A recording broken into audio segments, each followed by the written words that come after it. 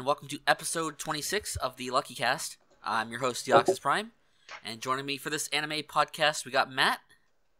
Hello. We got Kenny. Hey. And we got Funk. Hello. And I got big news for news. Everyone out in internet podcast land. Oh boy. So, this podcast, the 26th of our birth, is going to be one of the first podcasts in internet history to be partially recorded from under a comfy kotatsu. Is this fucking Groundhog Day? And one of the first anime internet podcast to be partially recorded live from a call-in from TGI Fridays in Staten Island, New York.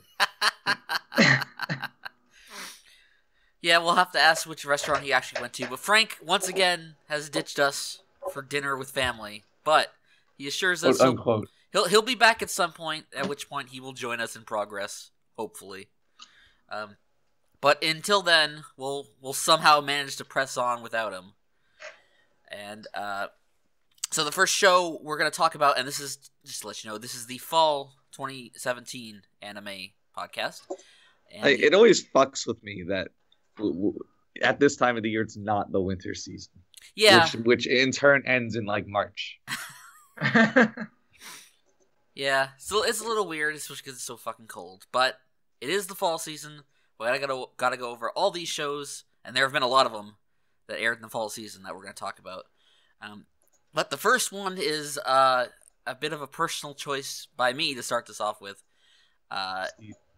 This is actually a show I was not planning to talk about on this podcast because I didn't think I would have much to say about it, and also Kenny and I were the only ones who actually made it all the way through. You did.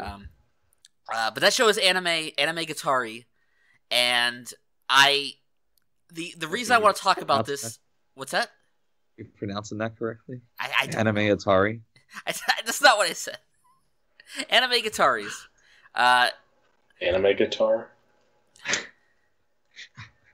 The reason I want to talk about this is because of the last few episodes, but to kind of set that up, we gotta start from the beginning, because I did talk about this briefly when you, Funk, and Frank talked about how you dropped the show very early on, back on the mid-season podcast.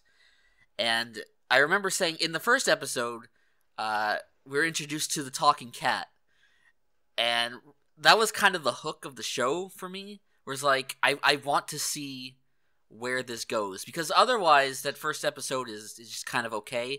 It's just about these characters who come together to form an anime club and talk about anime. Can I just point out how you're like a lazy anime producer's wet dream? Like you see this talking cat and you just lean forward in your chair and you're like, tell me more. You're not wrong, but also it was kind of, it at least had a hook, whereas a lot of these school club shows do not have that. Right, it's just not about anything. Like, yes. Think of Konobi. And don't bully Konobi. How dreadful that was. It knows what it did. So yeah, in the first episode, the main character opens this mysterious door in the anime club room, and a talking cat comes out, and the talking cat says, "Don't ever open that door again, because stuff will happen." And then from that point on, all of that stuff gets kind of put on the back burner, and it is kind of just like an average anime about a club. And because it's an anime club, they go through a lot of the things you might expect them to.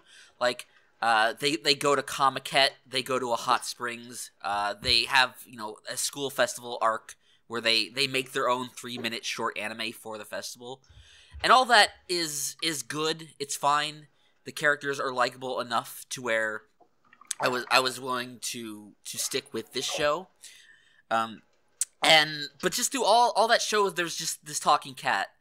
And because that was really the only kind of weird element of the show that stuck after the first episode, you kind of get normalized to it. Like you just accept that there's a talking cat in this universe. And you kind of stop thinking about it after a while, until you get to, like, episode 9 or 10, I think, and then the weird stuff starts cropping up again. And you have like the principal of the school who does what the student council president had wanted to do the whole show, and that's shut down this rogue anime club. And because of that, the main character has to confront him. And during this confrontation, an actual thunderstorm starts in his office, like localized entirely within his office. And at this time of year, at that part of the country, yes. And the main character was the only one who noticed this. And then you also find out the other members of this anime club are now able to talk with the talking cat, and the anime doesn't even acknowledge this. Like, it treats it as like that had been going on all along. And you're like, what the fuck is going on? And then that episode ends, and we get to episode 11, which is one of the most batshit insane episodes of any anime I have ever seen, where the series essentially transitions into an existential horror anime, where the main character is the only sane person in this insane world, and all these crazy things are going on around her, and she's the only one who can see them. And the reason we find out, like, the reason for all this is because someone has opened the mysterious door in the anime club, and the anime and the anime world, that door is an actual portal to the anime world, which has now started to merge with the real world. And because of that, really strange things start happening in this episode, where the main character will look at her friends, and then their faces will suddenly switch to like an anime art, like a 90s anime art style. At one point during the episode, her parents turn into like 60s anime characters, like with that art style and everything. There was another part where the aspect ratio of the screen started shrinking from like HD to 4:3, and that is the point where I started to think I was going crazy. Like, I actually had to stop and question whether or not I had fucked up something with my video player, until I realized, no, the show was actually doing that. And then you hit the part where it's like, oh, okay, now this is really crazy, where the episode starts playing in reverse, like it rewinds to the beginning, and then they play the opening for a second time. And you're like, what the fuck is going on? So, after all this happens, the main character goes back to the anime club room and, like, opens the door all the way, at which point the door disappears and is replaced by a literal fourth wall in the mysterious room. And then she rushes out to the school courtyard, and there are just fucking anime characters driving, like, motorcycles, there are dragons flying around, there's people playing fucking Yu-Gi-Oh!, and then the final boss walks out of the shadows, and it's the literal director of Animegataris. Like, they actually animated the real person in the show. And then another character gives the main character these goggles, and she looks into it, and then the entire anime just becomes like the rough sketch work before it's fully animated. And she looks at her hands, and it's the same way, and like she realized she is now becoming anime too. And this is all in like a 20-minute span. It is the most surreal thing I have ever seen. And then you have episode 12, the final episode, which is just this like desperate struggle she goes through to stop the anime world from merging with the real world. So wait, was she the villain then? No, she wasn't. The villain was Aurora Senpai, the Love Live fan of the club, who was actually an anime character who came over from the anime world and infiltrated the real world, and it was his goal to merge the two worlds. the thing is, I don't see what the evil plot is here. Like that's been everyone's dream for decades. You're right. Like, kind of a meta level, like the idea of anime becoming a real is kind of cool, and like, why would someone want to stop it? But wasn't that part of Trump's campaign? Yes. Anime real. And then this season, Trump became anime. Yeah, that's true. It's really deep. Yeah, it is. So, all that is just completely, utterly insane. But the reason I liked it, and the reason why it ultimately won me over on this show, is because, one, it's not like, flag anime Matrix shit where it came out of nowhere. I was gonna ask about that, actually. That was very much on my mind. Yeah, because as soon as I saw this episode, that's the first thing I thought of was when you were talking about the Matrix stuff in the Flag anime. And what strikes me about this is that it's very off the wall and they're doing some out there things, but I understand what's happening and why it's happening as you described it to me. And not only that, it was there from the start of the show. It was not just pulled out of nowhere, and it also felt like it fit the theme of the show because all of that stuff is very much kind of like a celebration of anime. Like the show has a real reverence for the medium of anime, which is part of its big charm. And all of that was kind of in service to that. They did a lot of cool, funny things, referencing various tropes and aspects of anime. This show also had just a lot of anime parody in it that was also pretty spot on.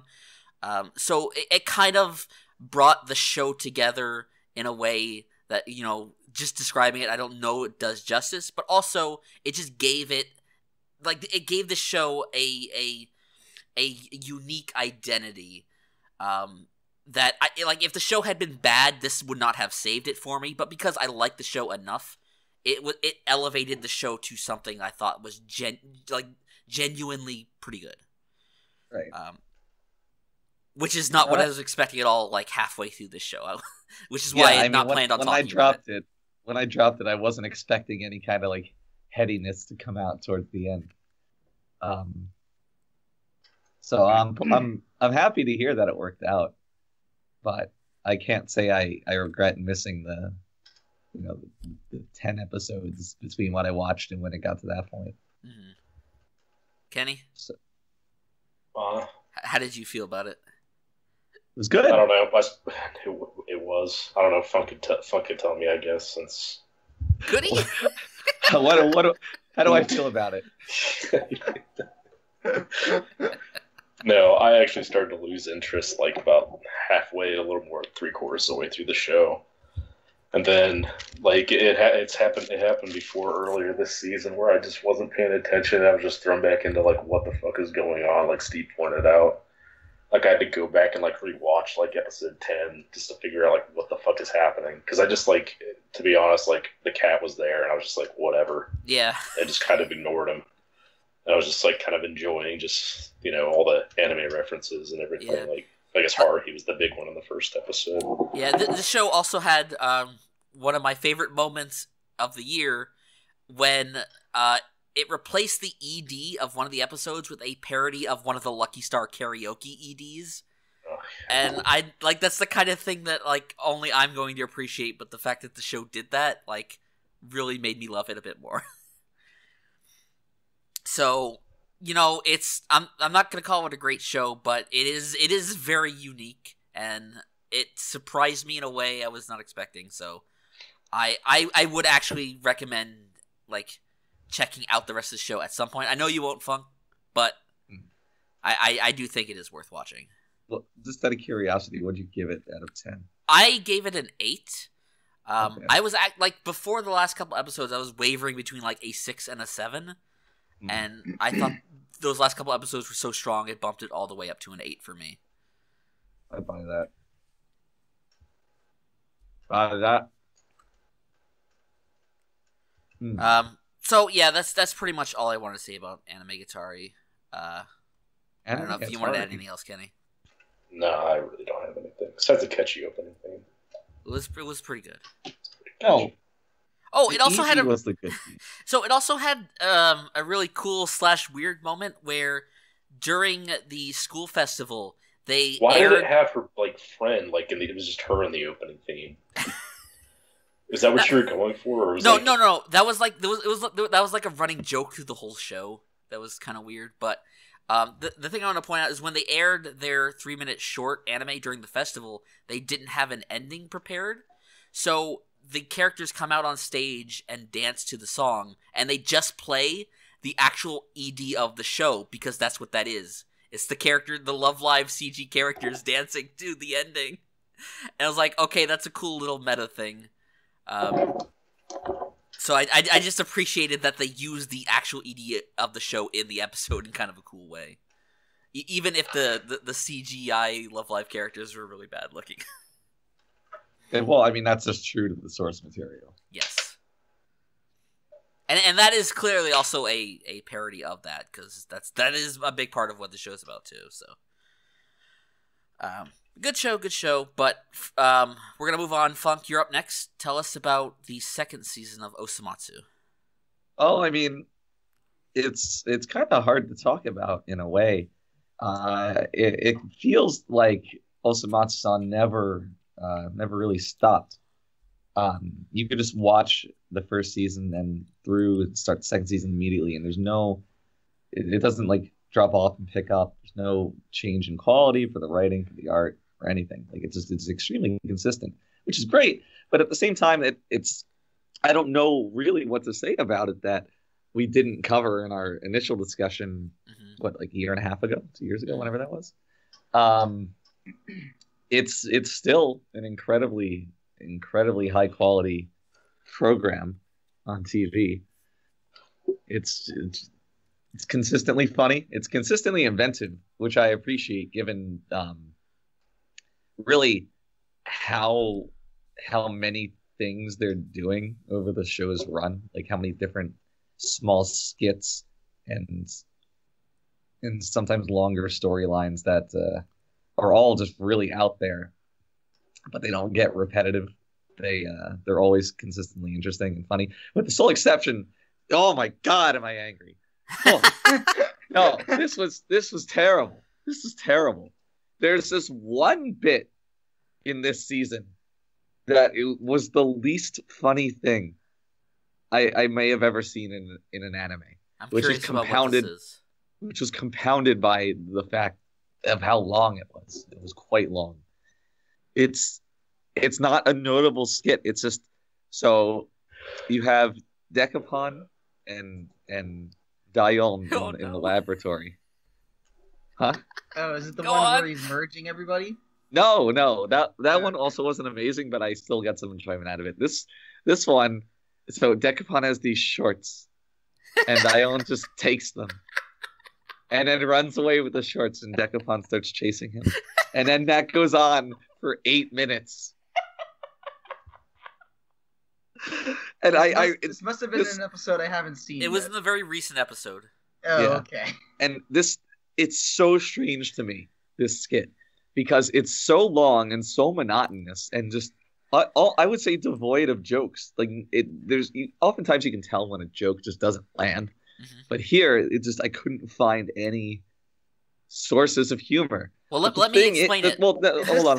Let me offer a theory. Is this like the anime equivalent of those parts of Family Guy where Peter's just fighting the chicken? No, I was actually going to bring that up, but go ahead, Funk. Well, so my theory on this is that this is given the talent of the people involved in this show and the failure that this appears to be, that this has to be some kind of like plebe filter that I fell victim to. Like, so I can actually explain the humor of it for me. Okay. And that it starts off just kind of funny of just the idea of him stealing his underwear and just running away from it. Like, there's a very small amount of humor from that. Just watching him run around naked chasing Dayon, waving his underpants behind him. Wait, and then what are like we talking about? the Osomatsu-san. So then it's one of those jokes where it starts off a little funny and then goes on. And then, like, you're like, okay, I get the joke. You're going on a bit too long. But then it goes even farther to the point where it becomes funny again. And the part where it got me is when, after running all the way around the world carrying his underpants, they go back into the lab for a second and then run back out. And I just fucking lost it. that was actually a joke, and I that was that. a good payoff for that whole thing to me. But the thing for me is that it didn't. So you mentioned these chicken fights. Those at least like ramped up the intensity as they went along. Like, they got more and more ridiculous, whether or not they were successful. He went to space with the underpants. I don't know. It's and part of it is that the whole time they're making the same noises. But the Dayon noise is always funny. I don't have a good retort for that.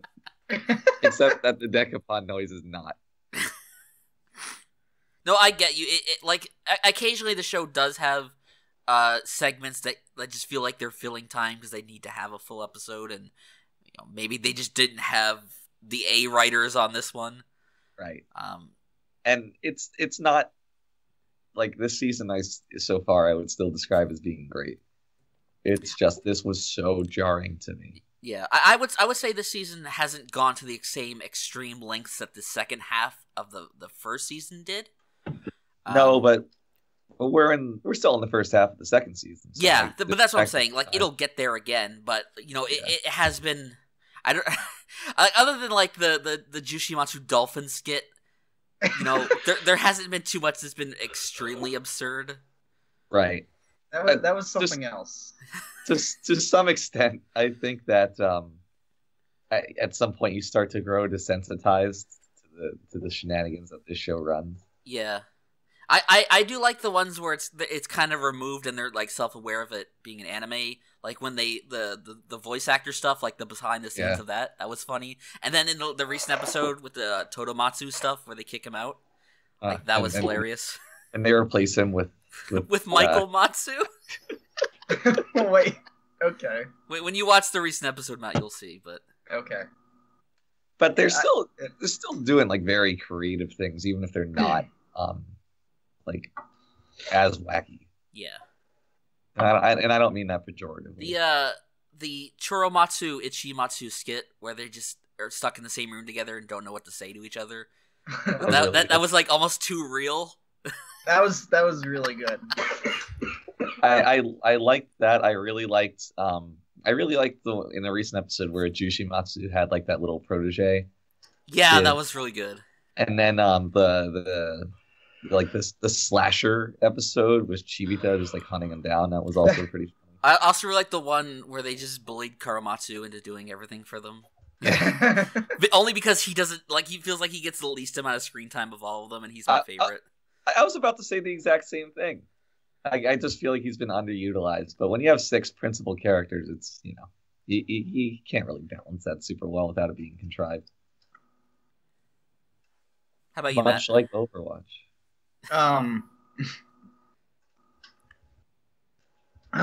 Excuse me. Yeah, I mean, I really like the season. It's just been very consistent. I would say this season has been a lot more consistent than the first season was, at least in its first half. Well, because there's no Mad Max oil episodes. That was something that now that's a true pleb filter if I've ever seen one. But yeah, I remember the first half of Osomatsu when that was airing. Like, it was really good, and it was actually kind of weird. Because I remember that first half having like those 2 really like legitimately dramatic episodes, the one with Ichimatsu and the one with Jushimatsu, which the second season has had nothing of at all. It's just been pure comedy, and but yeah, it's just been overall really good. But like, yeah, it hasn't been as great as the first season, but it's solid. It's pretty much just a direct continuation of the original show. So it's nice to just have this, to be able to tune in every week and just get like this high quality comedy. Because a lot of anime comedy just never get there as much as it should. Right. And whereas this show is obviously just always hitting the mark. Mm-hmm. So I really appreciate this show's existence, which is something I've never said about anything or anyone. And Kenny's not watching it. No, he's not. Poor Kenny. I think Matt recommended it to me a couple times that I should. I think we all did. Yeah. You might all have. I don't know. I mean, you were probably on one of the many podcasts where we had opportunities to talk and talk about how good it was. Yeah, and I probably don't remember because, them drinking days. A show so good it caused Funk to steal merchandise from the show. Hey, I stole merchandise from the 7-Eleven. I didn't put the show out. Did you go get it back? No. Why? So it's because I didn't know I was stealing it until it was too late. It's never too late. Give it back. It's been months. They don't even have it anymore. You Throw it away. But I want everyone to know test I had an opportunity. Test their memory. Go back and see if. Oh, I had the opportunity to steal a piece of merchandise, and obviously they were all marketed about one of the 6 sex couplets. So being the I don't know, the highly selective man of fantastic taste that I am, I stole a Karamatsu button. Been on my bag ever since. Worth it. Yeah, and I feel bad not having so much to say about the show because of how good it is. Like, I'm going to talk a lot more about shows that are far worse. But really, I just would have to recommend checking out our discussion from 2015, early 2016. Because it's a lot of what was said there applies here. A quality program. Mm-hmm. Week in, week out. I'll be the judge of that when I watch it. You're not going to watch it, though. Yeah. I won't. No. So you're telling me not to watch it then?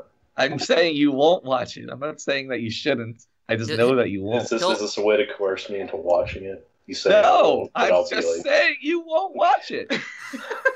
He'll only watch it when he realizes Frank is dangerously close to surpassing him in anime, and he needs something to watch. Yeah, he's like, oh shit, what do we got in here? He's like throwing tapes around. It's like, oh, so much. All right, I can throw that in.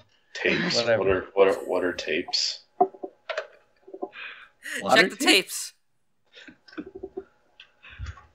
Laserdisc. I would love for Kenny to just have a VHS with Osomatsu-san scrawled onto the label sitting around in his closet. The only anime VHS I ever had was this Dragon Ball Z thing I got for free, and I don't know where I fucking put it.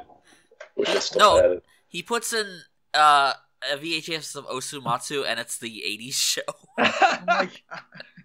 It's like, this is what everyone's talking about? That's good. Oh my god. All right. Moving on. Matt, you're up next. Tell us about the ancient Magus' bride. All right. You know, if you're gonna insist on saying the English title, you could at least learn how to pronounce that. The thing is, I don't know which one it's supposed to be. It's Magus. I'm pretty sure it's Magus. See, that doesn't sound like a real word, though. Or maggots? Well, what about Magi? Like the Christmas? Yeah, but Magi is already plural. Well, right. This isn't plural. This is singular. Let's consult I think it's also Merriam-Webster. No, it's Magus's like possessive. It's his bride. He is number one. Okay, it's Magus. No, but you can also say he is a Magi. That is acceptable. No, he's not. You would not. No, you wouldn't he's say a Magus. somebody is like a policeman. But he is a Magus. It is a Magus. Like, that's what he is. Plural not a is Magi. Whatever. Just tell us about the show. Or Magi, according to Merriam-Webster. But anyways, or I guess you could also just say Mahoutsukai no Yome. You couldn't. You could. But this show continues to be really fantastic. So yeah, this is the one you recommended, right? It is. This show is really great. It continues to be great. So, I mean, I guess I'm going to try to not repeat what I already said before, but it's been 30 seconds, man. Oh, you mean from the mid-season? Oh, yes. I'm sorry. This is a show about a 15-year-old girl who sells herself into slavery, gets bought by a magus, who then proceeds to teach her the world the ways of magic, because she is apparently what's called a slay biggie, which is like a being who is just overflowing with magical capabilities. But the problem is that because she is so overflowing with magic, it consumes her energy, and it like basically makes it so that she is inevitably going to die at a very early age. And it's implied that she's probably going to be dead by the time she's like 18, and she's 15 in the show. And the whole show is a combination of just her learning about magic, meeting all these fantastical creatures. Oh, I mean, okay, fun. Yeah, that's not real. None of that is really a spoiler, honestly. But I'm just saying for the future. Yeah, but I mean, there's really not a whole lot to spoil because it's a very episodic show, and there's not really a whole lot of major plot points that have happened. It's mostly like what's so great about the show is that it's mostly just about seeing these two characters both grow. Both Chisei, who is this very insecure, self-doubting, low self-esteem ridden girl who due to her due to her life in the past, she is like that's just the way she is. And this weird goat skull head guy basically through his sheer sweetness to her and just like teaching her this magic and everything and just unconditional love for her, it's kind of her like growing and kind of like gaining confidence, learning more self-respect for herself. And it does it through all these very fantastical means. I almost said memes. I don't know why, but like there's a mind focused on memes. Mind focused on memes, but it's just really great. It has a very it is like a pure slice of life show. There's not a whole like I said, there's not a whole. It's not very action packed. It's almost like if you took something like Sangatsu no Lion and gave it a very and gave it this like fantasy twist to it, because it's not really filled with action. It's a lot of it has a lot more inner conflict than external conflict, right? Which is what makes it so interesting. Like there is a main villain in the show, but he very rarely appears. And when he does, it's great because it's awesome. Also, he is literally the Wandering Jew. If you know anything about who the Wandering Jew is. It's like a trick question. Okay, well, the Wandering Jew is like a biblical character who it's apparently something to do with like a Jew who basically went against Jesus Christ. I feel if Colin was here, he'd be an expert on this. Oh yeah, he would. It amazes me that a biblical character sounds like something Paul would make up. He's a Jew who taunted Jesus on his way to the crucifixion, and he was cursed to walk the earth until the second coming. So that is literally who this character is. He is that person. Harvey Weinstein.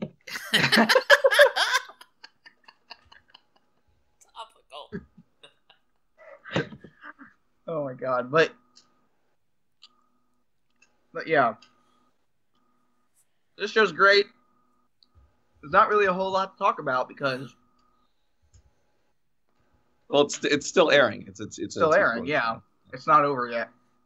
It's not the 12th over episode yet. The 12th episode did have a very good like end to it though, where like if the show ended here, it would actually be a perfectly fine ending.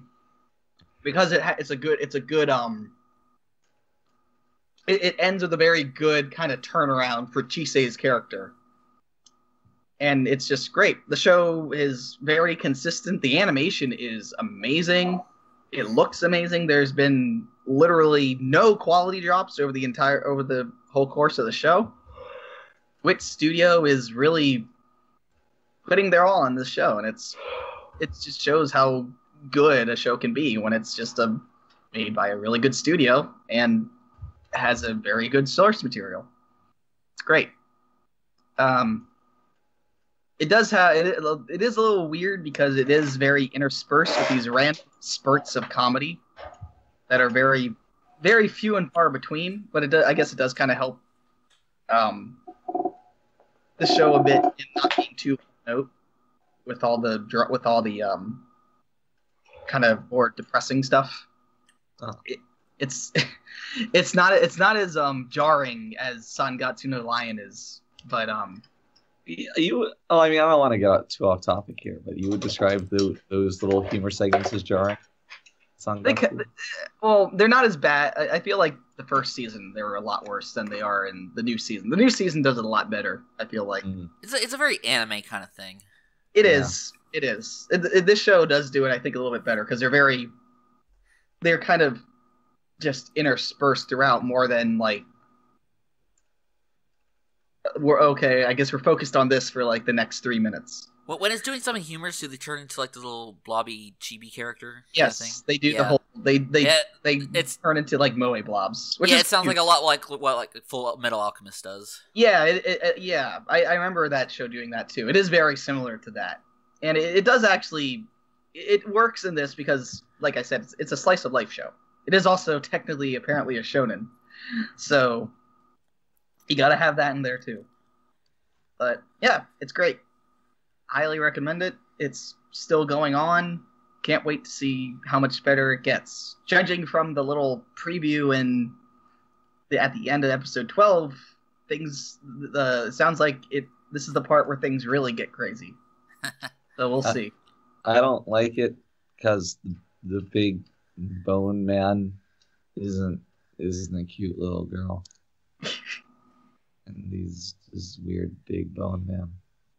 He does turn unsubscribe into a tiny bone man who's pretty cute. Yeah, no. So I've only watched 2 episodes of this, so I'm not going to pretend to be an expert like I usually do. But I thoroughly enjoyed those little 46 minutes that I had.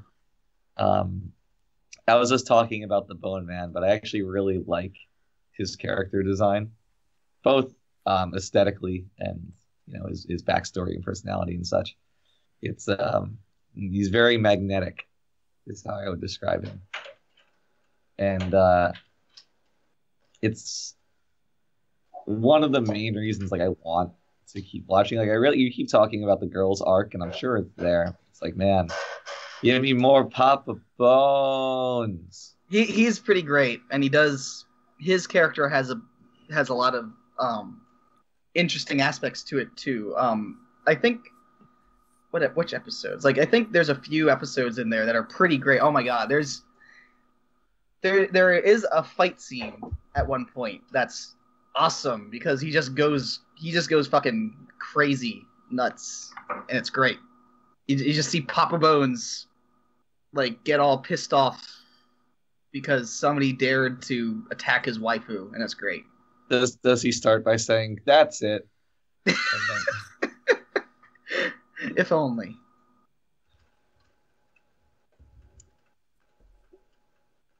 Yeah. I mean, I will say his design is probably the thing that drew me into the show the most when I originally heard about the original manga and then the show itself. He does wear a bolo tie. That is true. In what is perhaps the most relevant part of his appearance.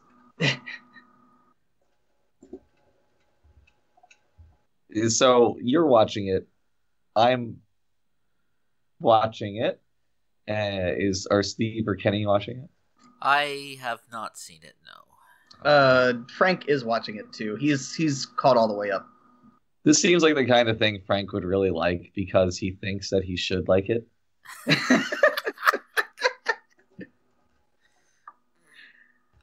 Do any girls kiss each other in the show? Yes. Actually. Yes. It's very.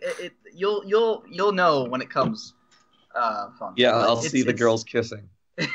It's very quick, but I could only imagine at that moment the stars in Frank's eyes just start to gleam, and the score for the show raise tremendously. You ever think about that? You ever think about what Frank looks like when he's watching anime? You've watched anime in person with him before. Yeah, I wasn't looking at Frank. But so you got to think, how does Frank watch anime? Does he like draw his knees against his chest in his chair and like just kind of lean forward when things interest him, or is he always super like passive and he's leaning back and he doesn't react to anything? I can only imagine. Maybe with a nod of approval. I can only imagine when you guys were watching that third Evangelion movie together, he was just sitting there with his arms crossed, looking all He was on his laptop, upset. not even paying attention, and not eating the curry that we made. I can just imagine. You know that one GIF of the girl at like the wrestling match where everybody's cheering behind her, and she's just like looking with this evil glare. Yeah. Hold on. I like to think more of that black guy at the wrestling match where Yes. like, it swoops in on him and he's just got his hands on his cheeks. He's like, oh.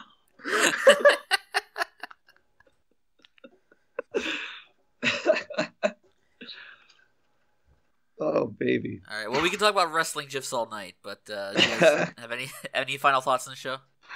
Oh god, I was about to start talking about wrestling gifs again. I'm sorry. It's No, great. You should watch it. I look forward to catching up. Oh my goodness. No, Frank's never emoted this much in his life. He'll hopefully be here soon to defend himself. We're not going to tell him what we said. He can find that out later. I mean, this doesn't stop you from making fun of him to his face. Yeah. In the meantime, Funk, let's talk about everyone's favorite cooking anime. Oh, Wait, they made a second season of Kofuku Graffiti? There it is. I set you up perfectly, and you took the bait. Oh my god. No, let's talk about Souma. Season 3. Season 3. The first half of it, because this is a 2-core show that's going to be a split core, and the second half will air in the spring. But in the meantime, we got this first half, which I really, I gushed a lot about the first 2 seasons on various podcasts and various end of the year award podcasts, and I've still really enjoyed this new season because it still does have everything that makes Souma a great anime. But I wasn't entirely on board with the show introducing an actual villain this season. Yeah.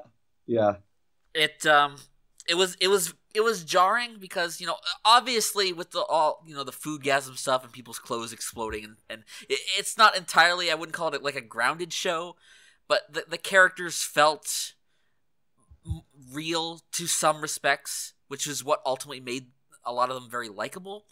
And then you introduce this villain who is just so like comically, he's not evil, but like he's such like a comical depiction of a cartoon villain that it's very, very off-putting. Like even his design is just like all black and gray, and it's like, come on. During the end credits, they show him as half himself and half winged demon skeleton.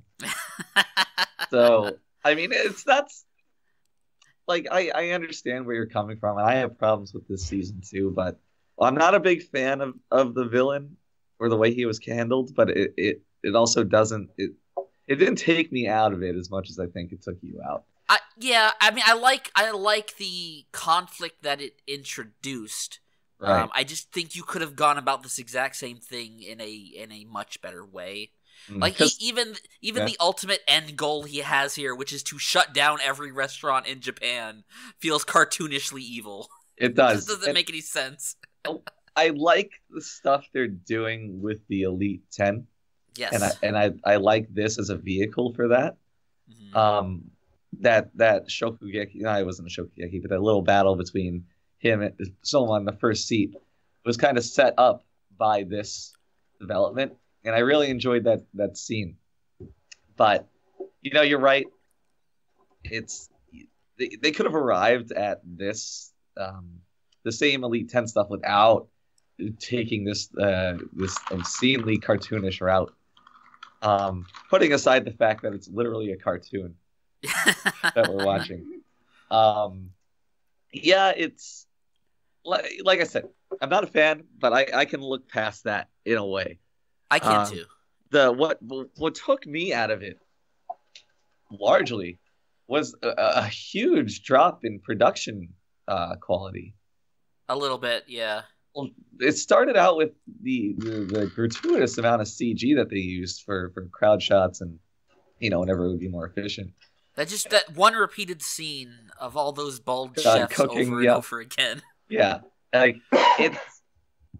I looked at it and I instantly noticed and I was like, all right, it's fine, I guess, sure. And I keep watching and I posted it and then like everyone's kind of off model and it just comes to a head towards the last quarter of the core, where it shows like that bald judge that's been frequently appearing through the show's run, and his face is just grotesquely distorted because no one knew how to draw him. I paused my video there and I was like, wow, that's amazing. I can't believe that this made it to air. But it's that's just visual stuff. It's drawing and I don't like it. But the show is also suffering, I think, from diminishing returns. It's very hype in the first few seasons to do the Shokugeki formula and see Souma overcome his trials, and it's still exciting, but it's starting to wear a little bit. Maybe, but I do think the show is still fairly good at writing Souma into these very, very difficult situations and finding clever ways to get him out of it. Aside from like the battle with the first seat, where he's just like, you lost, but oh well, it doesn't matter. I'll take it back. Like that didn't bother me, actually. It did a little bit, but like when the whole food festival arc was really good. Like just showing how Souma came from behind to be competitive, right? And it all felt natural. He still didn't quite succeed in the ultimate way that he wanted. So yeah, I really just like the way that all culminated with all his friends coming together, even past rivals coming to help him. Right, and it's such an anime thing, but it was really likable. What was nice about that was that it utilized all those characters in a way that was very true to their character. Like he had, what is that guy's name? The tracksuit big guy. I forget. But I know who you're talking about. Yeah, he came in, and it made complete sense that's why Souma wanted him, because his skill set enabled him to assist in the exact way that Souma needed. Like he needed a second copy of himself, and that's exactly what that guy's shtick is. So that was smart, getting his female friend to be the hostess, because they established over the previous seasons that's like where her strengths are in the way she makes people feel at home. Like that made sense. It all felt very natural. And it wasn't just like, oh, we're here to help. Okay. It's a show that's really good at utilizing its side characters and not letting them be forgotten. And, I think that's what makes the whole villain thing stand out to me a bit more. Because where Souma's past rivals always, stood in his way and at times were, like, real jerks, but also had elements of humanity to them that would make them redeemable and come around to be used in a different way. Whereas I just don't see it with Erin's father. It's just not the same kind of character. Right. He's just completely irredeemable. Yeah. For as far as we know. It's mildly interesting, and we talked on the boards about the ending, how much we both enjoyed it. It's interesting, the dynamic that is in place between her father and Souma's father, and her and Souma's father, and then Souma and everyone else. Yeah, like it's this interesting little web of no one really knows how much the others are aware of, and it's just compelling, but it's not nearly enough to bring this villain down to earth in any realistic way. Yeah, and I do appreciate, because all that stuff has been there since pretty near the beginning, so It's coming to a head. not something that was just tossed in there for dramatic effect. It's been built up. Right. And the other thing I really liked about this season is that they actually found something for Erina to do, like be a part of the actual story, instead of just being this, figure in the distance who was always kind of there but didn't really do anything. Right. They found a way to tie her into the story in a way that made her relevant. And then also, like, they ended the season on a moment that felt like a good place to end it, as opposed to the other two seasons, which didn't really have very... Just petered out. Yeah, they didn't have very fitting endings. But even though this season isn't over, they still gave it a good place to stop. And they still had, in this season, like an 8-episode main arc, and then a little bit of follow-up, which has been the formula. But by introducing this little bit at the end, it just left on a much higher note. It's great. And it also gets credit for having Souma win an arc with the ultimate secret weapon that is ketchup. One thing I wanted to say, and this is going back to an earlier point we were talking about, they're still being pretty creative and satisfying in writing him into and out of various cliffhangers. I want to point out that I really don't feel this way about the, quote, unwinnable Shokugeki, because there was nothing actually different about it. Like, he walks in, exchanges banter with the other guy, cooks better food, and wins. On that level, yes, but like, he had never walked into a situation where it was rigged against him. Right, and it's just that his methods didn't change. He just, it's nice to say like that, he's so strong at cooking that he's just doing, he didn't have to do any tricks or anything, and he overcame something that's so stacked against him. Like that's an inspiring, perfect little shonen story. But at the same time, you create such a different scenario that I have larger expectations for what's gonna save the day. Maybe, but then like it is the ultimate problem with this show, I think, is that because the only way Souma can fail, the only stakes you can put him up against is like expulsion, and because you can't expel him from the school because that would end the show. No, it's not even a tension thing. Like the unwinnable Shokugeki I knew was going to be winnable. It's just I expected something a little more creative in how they're going to solve it.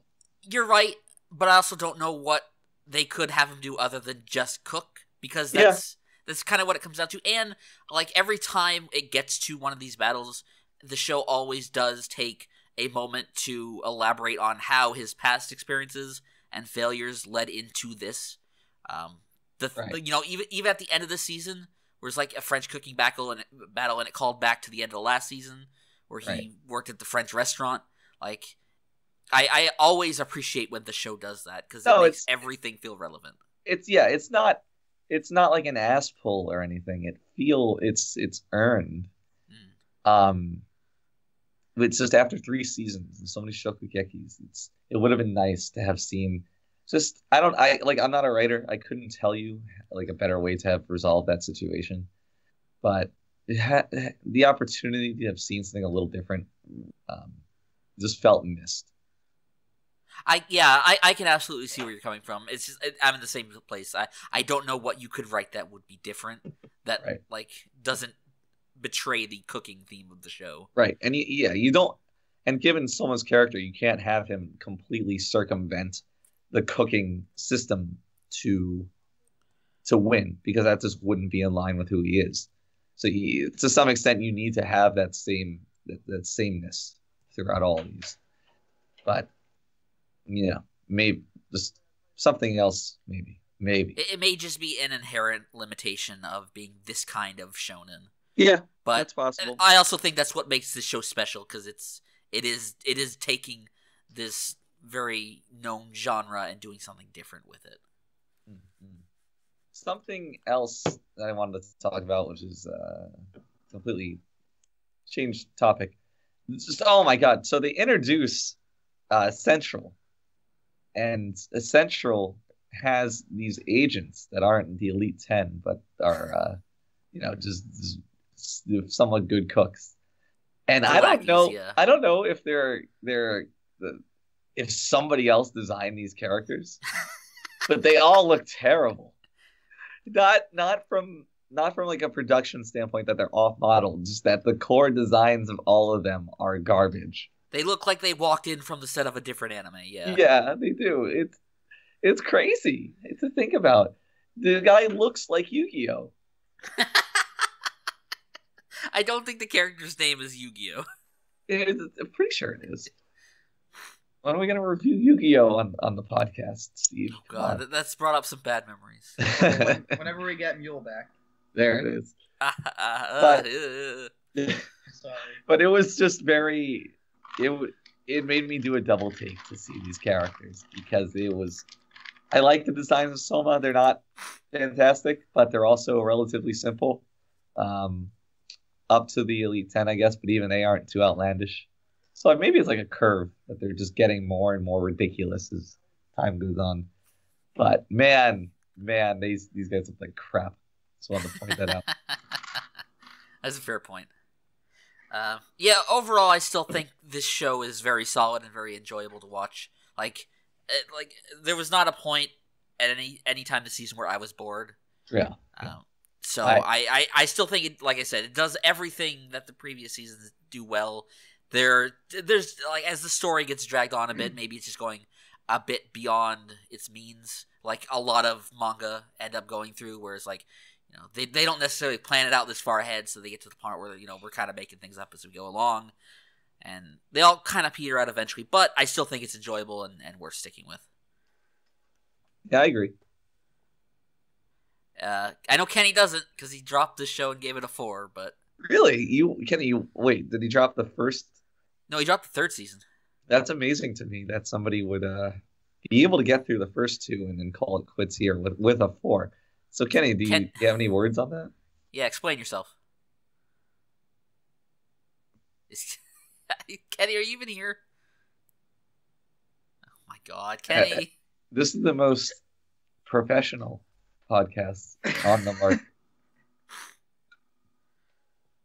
The thing is, like, we waited until Kenny got here to start. Yeah. I'm back. What? God damn it! Kenny. What? Tell us why you dropped Souma. I can only watch you cook so much fucking Chinese food for so many episodes. But the Chinese food is for like 5 episodes. Yeah, they cooked more than Chinese food, Kenny. I don't know. It was boring. I didn't like it. I was just like, nah, I'm done with this. You made it through like 39 other episodes or whatever. Yeah, all the more reason to stop. Kenny doesn't believe in the sunk cost fallacy. Did you watch like 50 episodes of that shitty shonen anime that aired this year, Kenny? Oh, Blue Star Dual Exorcist? What is the name of that show? That was last year. What? No, I'm pretty sure that was this year. No, it was last year. Twin Star Exorcist started airing last year. Oh my God. Well, you watched it, Kenny. I know, but you can ask Steve. I've been doing stuff that I don't normally do, like I haven't been watching, like, not that so much shitty, but I mean, you gave it a 4. Yeah, I know. Need a break. Okay, Kenny. That was I'll let this one go. Response I've ever heard in my life. I'll let this one go for the sake of the fact that you have to introduce the next show, and I don't want to put you in a bad mood. So, Kenny. What am I supposed to talk? I don't even know what I'm supposed to say about, like, Umaru. Talk about Sylphine. You like Sylphine. The most annoying character in the show. You like Sylphine. No, I don't like Sylphie. Everyone. Kenny, who is the best girl in Umaru? The best girl in Umaru? I don't know. Let me get back to that. Is it Kirie? You seem like a Kirie kind of guy. Do I seem like a Kirie kind of guy? Why would I like Kirie? Did I pronounce that right? She's good. I like her. Well, okay. So here's the thing about Umaru-chan R, which is the sequel to Umaru. Retarded. Because we have quite a history with the show, because 2 years ago, when the first season aired, we struggled to come up with things to talk about when it came to Umaru, and then we lost the podcast and had to try and do it all over again. Oh, so that was that one. Yeah, it just devolved into this talk about the duality of man and shit like that. But I will say, I really liked the first season. It was like a very kind of fun slice of life show. Like the first season. What? What was that, Kenny? Nothing. Oh, okay. That was Kenny. Just keeping score. But my fear of going into the second season, and Funk's gonna know what I'm talking about. There's a lot of these slice of life shows. They have like, once you get past the first season, it's just kind of you're doing that again, and it gets old, and you get kind of tired of it. There's a very definitive shelf life. Yes, absolutely. And the thing that surprised me about the sequel is that, unlike a lot of other slice of life shows, this one seemed very dedicated to actually giving its characters some development. There is a clear progression and difference of where these characters start at the beginning of the first season to where they end. And you see a very clear formation of a group of friends. Because like a lot of these shows, they start off with like a group of 4 girls and they're already friends. Whereas it's kind of interesting that this one is about the formation of that group of friends. And they... Even Umaru, who, is this very kind of selfish, self-centered person, everything's about her. Everything is just about, buy me Jumpu and Gameu and stuff like that. She has... Jumpu and Gameu? Can I get a sound bite of Steve saying that? Buy me Jumpu and Gameu. But in this season, like, they give her little segments where they actually show her, not being selfish, thinking of her brother, cleaning up the apartment on her own. Like, not enough to where it detracts from, like, the humor and the fun of what the show originally was. But it at least did something different. Wouldn't that be wild, though, if it did detract? Like, they made it a completely straight-laced Umaru Matures season, and gone are all, like, the little Himouto bits, and it's just regular Umaru all the time, and she's just having no fun and just being a responsible girl for 12 episodes. Wouldn't that be wild? It would, actually. Yeah, it never quite goes that far, but it goes far enough. And also, the thing I like about this second season is that it gave the secondary characters a lot more to do, and actually made them more likable. Like, I didn't like, Fuck knows this. I wasn't a huge Kyrie fan myself. Why not? I didn't really like Sylphin either. And by the end of the second season, I came to actually really like both of those characters a lot. So, any show that can take a character that I don't like and then make me like them by the end, I think is really doing something right. So, I really give this show a lot of props for actually trying to advance what's going on in the show and not just settling for doing the same thing all over again for another 12 episodes. Now I want to know why Funk dropped it. I mean, it's not. There's no revelation here. I watched. How much of this show did I watch? I watched a good amount, like maybe 4 to 6 episodes. And well, let me preface this by saying, while watching the first season when it aired, I already was having Umaru fatigue by the end. The show felt so long. It was very. Each episode felt its length. And I watched 5 episodes of this, by the way. But I made it through.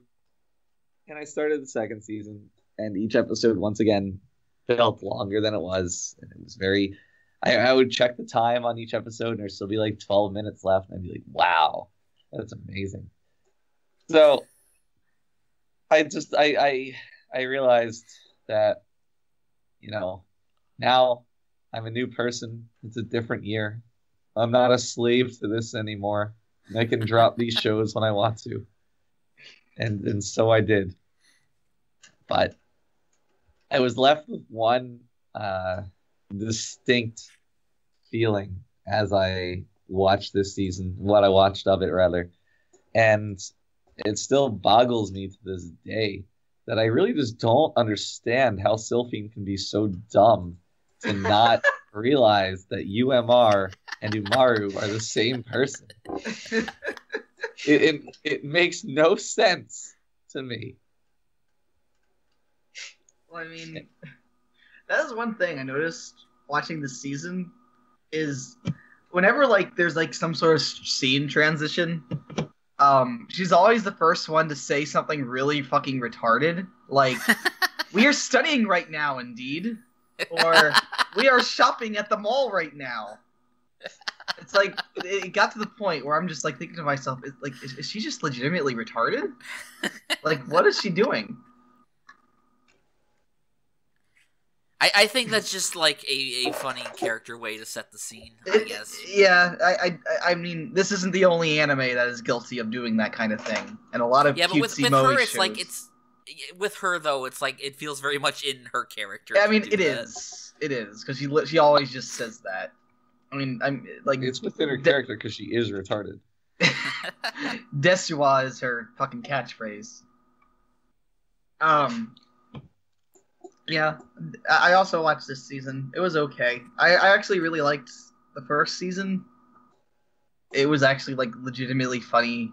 It had a lot of variety to each episode. This season kind of felt a bit more like a generic slice of life show. It did add some little things here and there that I thought were cute. Like I liked the whole bit about Kira like wanting to grow up to be a storybook writer. I thought that was really cute. Just a storyboard. And I like the little bits where she's also trying to get Ebina to get closer to Taihei. What's his name? Taihei. Like, there's little bits and pieces of the second season that I thought were cute, but overall, it kind of felt unnecessary. A little bit, maybe. It was fine. It was okay. I may get some blowback on this, but I thought the character of Hikari was kind of pointless. I didn't think she added much to the show. I know you guys think she's cute, but did I miss this character? Yeah, she was added in the second half of the show. She's Taihei's boss's little sister. Yes, because literally every character in this show has a little sister, and Taihei is just like accumulating I guess that's all you need. Oh my god! Wow. Taihei is just accumulating this giant little sister harem, to the point where he's just gonna have this army of little sisters at the end, and it's just like maybe that's what they're actually building up towards. Oh my god! Oh my god! Is this the ending of Umaru-chan? But so is Hikari the normie to balance out Umaru's? No, she's basically like a child genius. She's kind of like Umaru's rival, but they don't really get enough into that. Right. Sylphine's Umaru's rival. See, but they dropped that. Like, Sylphine just became Umaru's friend. Dumb. Hikari basically... Hikari's basically like another just cutesy girl. Like, she's stealing, like, all the attention of, like, all of Taihei's, like, attention, like, away from Umaru, and she gets mad about that, because Umaru feels like she's being ignored now. So, I guess that, in a way, like, is her rival. Basically, Hikari views Umaru's actual brother as her own brother, and so they kind of have like a little rivalry going on about like Taihei being like who is their true Oni-chan, I guess. But the other thing about Hikari is that she has a cute little thing where whenever like she does whenever there's something silly going on with her, she gets these like little bug eyes, and it's cute. I hate the bug eyes. I love hate her the bug bushy eyes. fucking eyebrows. I love the bushy or eyelashes. It was even worse. Let's love everything. Let's not forget the diamond hairpin that Steve just can't stand. For no fucking reason. Steve is the most critical person of hairpins I've ever seen. He's like, forget the dog bone in that one ping pong anime. We're now so dumb. diamond hair. I was genuinely surprised that Hikari did not become more like a Poochie character. Much like, I was kind of worried that she was going to be like those girls that they added in New Game. But honestly, I thought she was fine. She was fine. I just don't think she added a lot. But maybe it's just like that's something they haven't got to yet and didn't have enough time this season. Right. She was fine.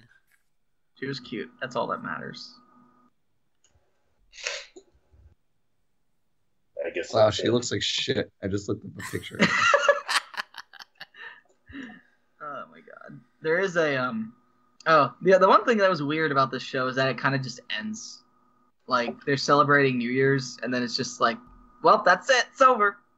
Yeah, it didn't have very definitive ending, but what you gonna do? Yeah. All right. So we'll wrap up Umaru there, and with that, we're gonna take a quick break, and we'll be right back.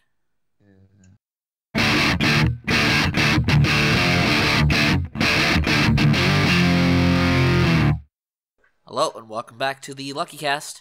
All right, Hey. Funk, you're up to bat. Tell us about Shoujo Shuumatsu Ryokou. Did I get that right? No. Oh. God damn it. You tried though, and that's more than you ever do, so I appreciate that.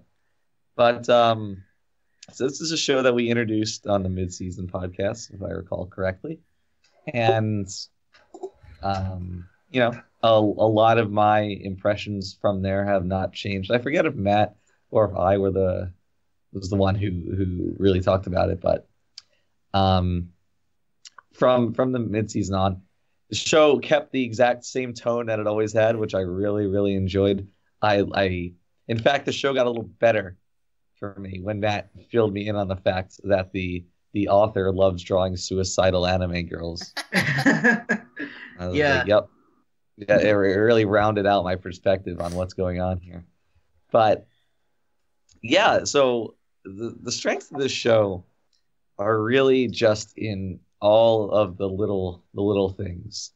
There's so many just fantastic shots of their little I don't know, little like proto tank vehicle thing trudging around this desolate abandoned city, and it's always just very visually interesting, but it's also very evocative. You know, it just draws something out of you, like this curiosity about what's going on or what happened, but not in like a contrived kind of, oh man, there's something deep here going on, I really want to get to the bottom of it. No, it's just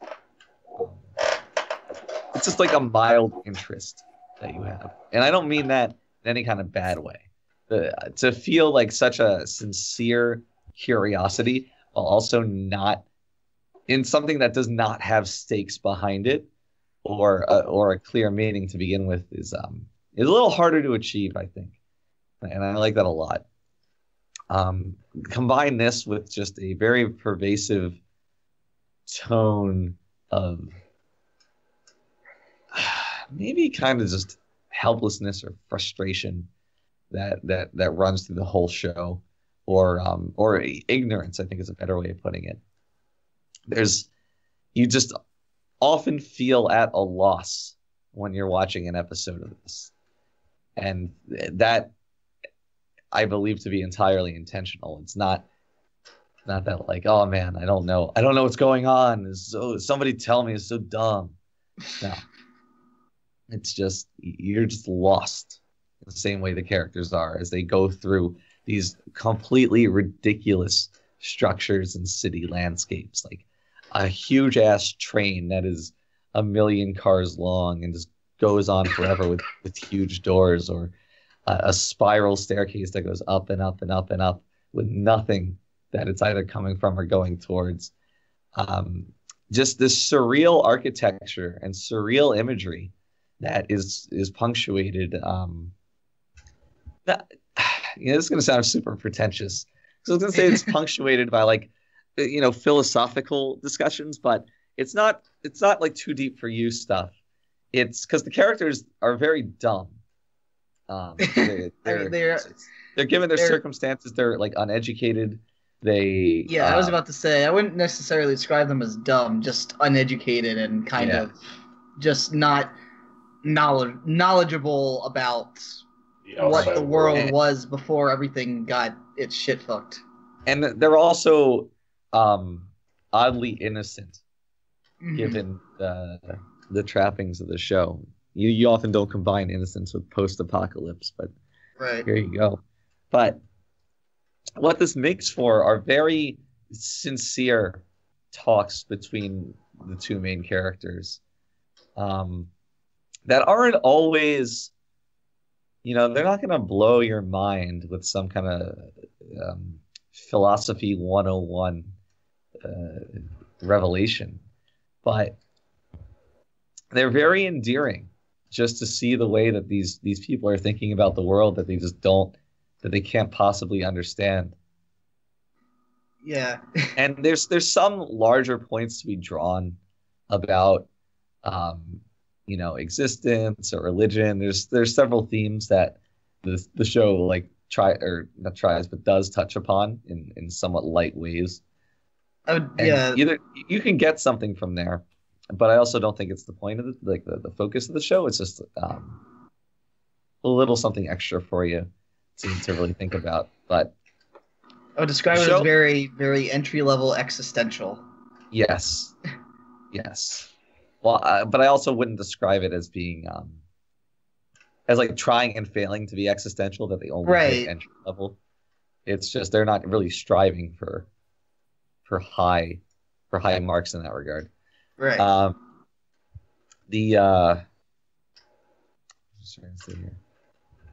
Yeah, it's a show that rewards you engaging it on as slow of a pace as it presents itself to you, because the show is meandering, to say the least, both in just the pace of each episode and how often anything happens between episodes. There goes entire stretches where it's just the two characters, and it's very rare that they meet anybody else to act as a bit of an agent of moving some kind of plot forward, because they do meet some secondary characters and they do have their own little arcs, but mostly each episode is devoid of a plot progression, because this is not the goal here, which might frustrate some people. And if it's not what you're in the mood for, it is going to be frustrating. But I really liked it.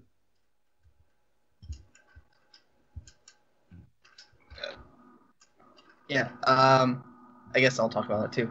I really, really like this show. I actually think I love this show quite a bit. Every episode, I like the whole idea of like just these two girls just kind of exploring this wasteland because there's nothing else to do, so might as well just move on from place to place and just find random scraps to survive on. And in between all that, since again they have nothing to do, they just kind of talk about random shit that they come across and just have idea and just kind of shoot the shit with these random ideas they have about, like, oh, what's this thing? Doesn't this kind of make isn't like what, like, there's something, I think, what was it? I think you mentioned this before, Funk, where one of them mentioned something about a type of food. Like they said, like, was it the cheese thing? Yeah, where they're just like, what's they're just like, what's cheese? Like she says, say cheese, and they're like, what's cheese?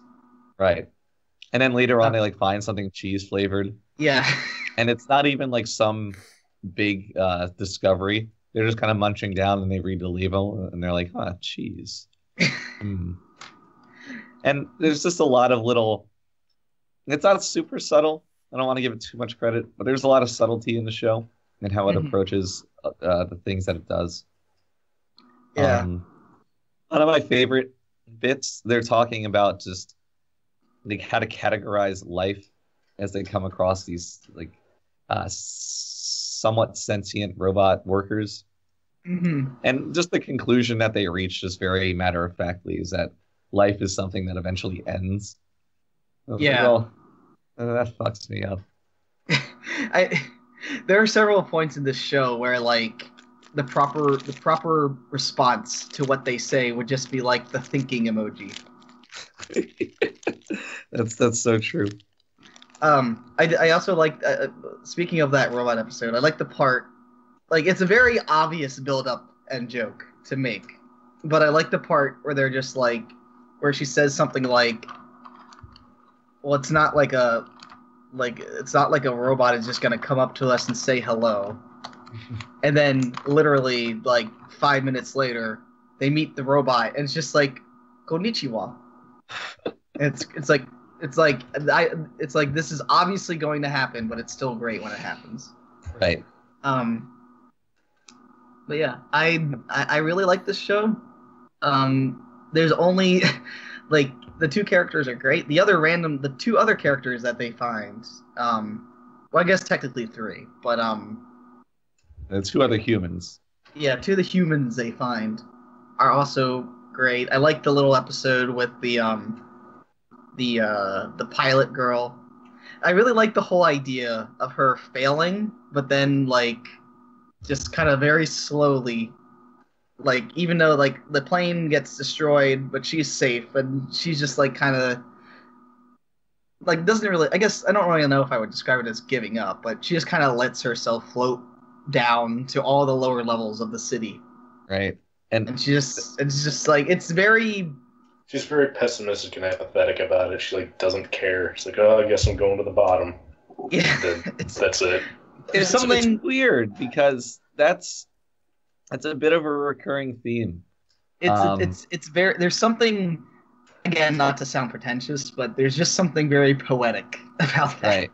But in terms of how it works within the show's themes. And that's a very good visual. The pilot just drifting down and down as she falls out of like the plane she built to go higher. But like she fails in her mission. The guy who makes the maps, all his maps get scattered across the land that he was mapping out. He loses all of his progress, but moves on. They meet the robot, whose sole purpose is to care for this facility, and is the only fish that's remaining in it. And then he just talks about how the facility is breaking down, and the fish is not going to live for that much longer. And he resigns himself to that failing at some point. And then at the end, they talk about how like the world's just coming to an end. It's constant, just dead ends for every character in the show. And I'm not entirely sure what they're trying to say with that, but it's just interesting to think about. I mean, I think the main theme of the show is just kind of trying to find some sense of, I guess, some like peace of mind in a kind of shitty situation. Like these two girls are kind of they're just kind of going through the apocalypse, just kind of going from place to place to survive, and it's like just might as well just kind of make the most of it. Right. I guess. Like there's a lot of little great moments like that, like the one episode where they just listen to the raindrops hit all like the random metal objects, and they play that song. And then the episode where they just find beer, and just get drunk without realizing what it is. And they get hungover. And then, well, the one girl gets hungover. Yuri doesn't. Right. Because she ain't no bitch. I really liked that song too. That song is fucking great. Yeah, the show is just full of those smaller moments. Mostly because they're separated by straight minutes of quiet wandering. But that's great. It just highlights them all the more. And, very atmospheric show, Yep. It's pretty much like if Japan made like an anime adaptation of something like Stalker or Fallout. Yeah. So Although I don't think either of those ever had like wiggling taffy alien cats. well, that's what I wanted to talk about next. I'm curious what your reaction is to them because I'm a bit mixed, my reception of all I that. wasn't sure what to think about Nuko when they first introduced him or her. I don't even know what to call it. But it kind of grew on me when it just started to like randomly scream with Yuri. Like they would just be doing random things and they'd just be like, "Yeah," in this very monotone voice. I liked, and then the part where like, I think Cheeto says to Yuri, no, not Yuri, like Cheeto says to Nuko, she's like, did you do this? And then he just like wiggles to say no. Yeah. But yeah, I guess also like when they reveals that they're like these weird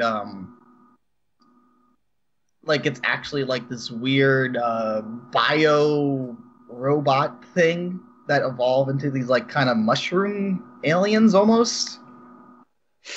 Like it was very strange and kind of came out of left field for a show like this, but I actually kind of liked it because it just added to the whole mystery of what the fuck was this society like before all this war happened. Or that didn't actually happen. They hallucinated it all because of that chocolate they ate.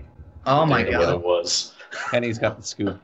I liked their little pet Nuko for like as a pet. Like I enjoyed his little not character but his presence in the show.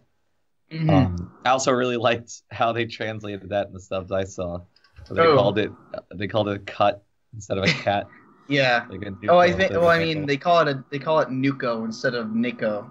Right. So I guess that's why they did that. And I find that was great. Mm-hmm. But I do think that the very existence of it kind of clashed with the show itself. Because I really like those early episodes where they're going through and they see all those monuments to these things, or maybe like it was strange, but I really liked how it was just kind of left up in the air. This wasn't. But you mentioned Stalker or Fallout. I never expected in this show for them to go and like come across ghouls or some kind of monster or something. I mean, I wasn't expecting that either. No, it's just that to have this post-apocalypse where it's really that barren, that there's not even threats running around, it gave the show a special kind of atmosphere, as opposed to if you were to do this a slightly different way, every one of these little peaceful moments of exploring strange architecture is instead undercut with this dread of like what could be waiting around the next corner. Right. Instead, you got none of that, and I really liked that. But by introducing these strange little alien monster things, it betrayed that sensibility a little bit, and I think that sensibility was not an expectation on my part, rather something that was set up by everything I'd seen up until that point. I can understand that, although at the same time they were completely harmless. They were, nothing dumb happens like a firefight where like they were fighting off a horde of these things. So, and I don't mean to dock it too much. Yeah, I did kind of roll my eyes a bit when the big one came out and ate the one girl, even if it did turn out to be completely harmless. Yeah, I did kind of like the fact, like when they reveal themselves and they're just kind of like, yeah, we looked all over the place. This world's just kind of done. Peace out, and then they just kind of fly out into the sky.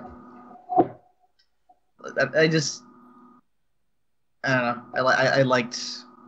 know. I just really like their designs. There's something about weird mushroom creatures that just really I just really enjoy. Resonates with you. Really resonates with me. I don't know why. but I thought they were cool. And I just also I guess like the idea of like bio robots that just eat random technology. I will say that when during that brief segment where the one girl's Chito is walking around, or running around rather, looking for a friend that had been gobbled up by that monster, part of me would have really liked it to have ended just like without her getting any kind of resolution to that, like unable to find the thing, unable to save her friend, and just completely fucked by this apocalyptic landscape. It's like, wow, he's got dunked on. And part of my desire for that was, again, hearing the whole suicidal girl thing. I just felt like that would have been kind of funny. Well, at that point, I think I was like, well, you just changed the show fundamentally by introducing this thing, so let's go all the way. I think that is kind of where the manga is somewhat heading now. I think the manga is kind of reaching its end, and I basically, like, spoilers. I mean, this isn't gonna get a second season. I highly doubt it.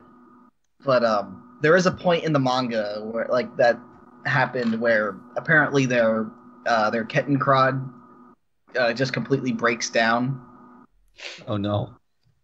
And it's like a very major shift where it's like, well, shit. Now we have no real form of transportation, and apparently it gets like legitimately dramatic. And I feel like that's kind of heading towards a very. Apparently, it's heading towards a bad end, but I mean I don't actually know because I have not actually read the manga at all. But yeah, the show's great, and there's literally nothing wrong with potato faces, by the way. For those keeping score at home, he's right.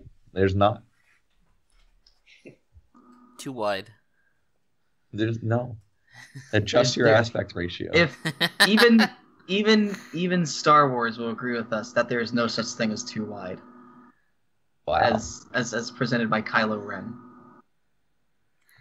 I was so unrelated story, but related to that. I was watching someone stream VR chat the other day, and someone's yes, someone's avatar was just a 2D cutout of shirtless Kylo Ren.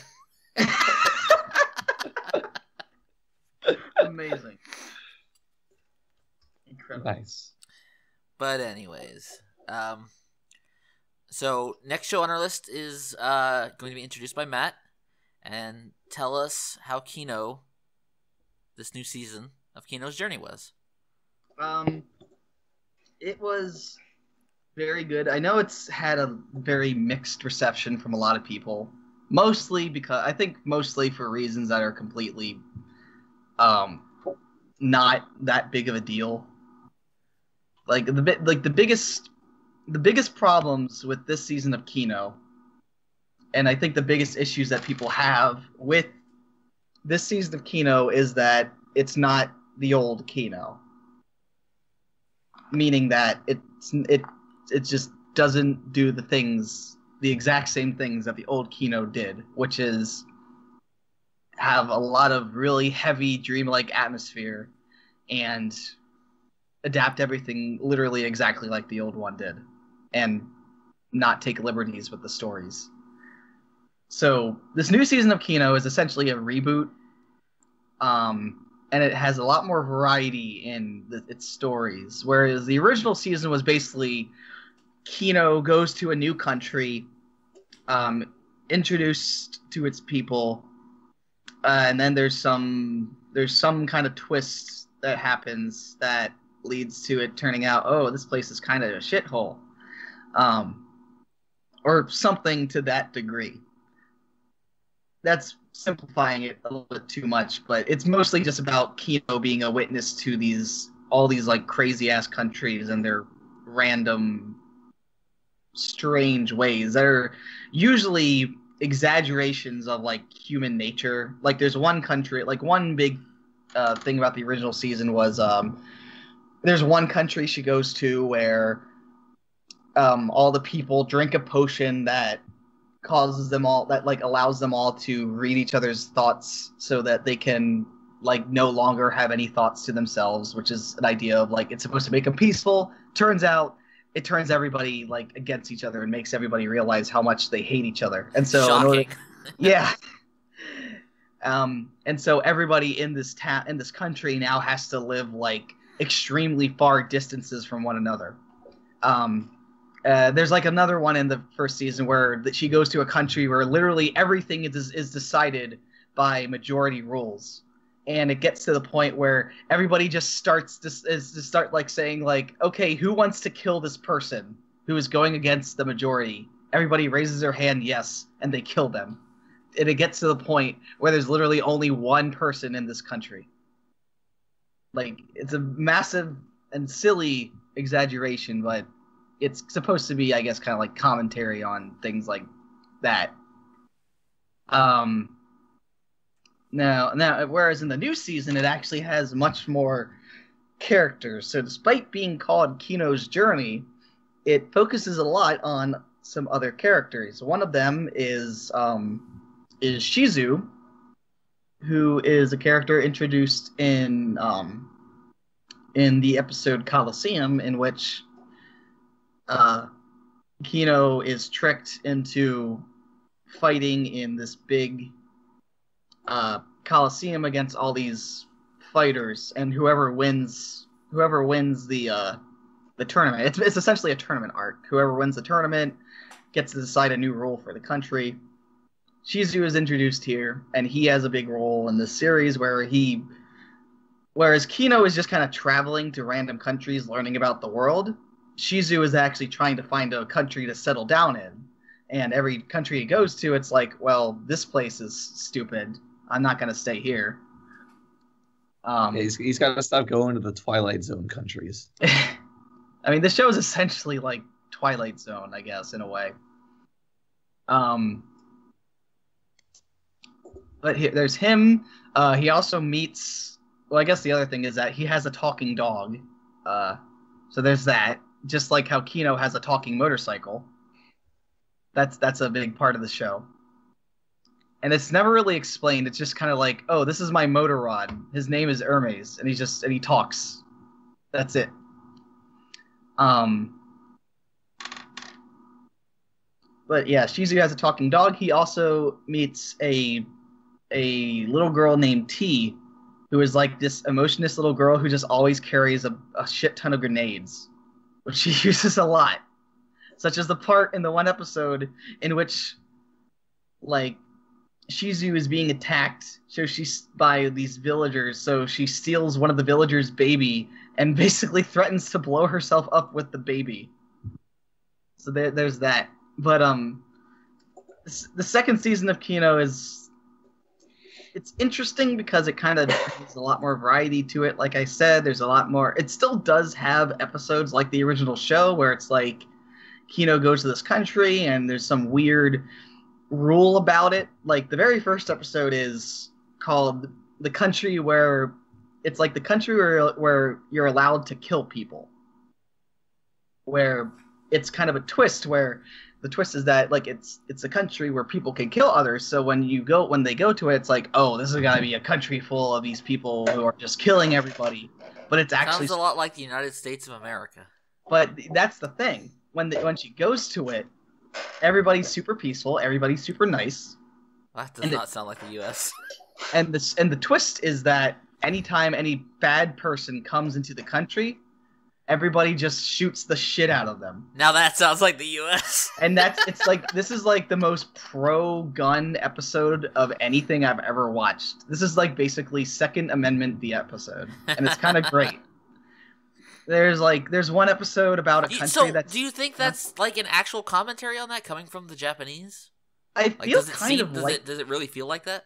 It kind of does. Like, on one...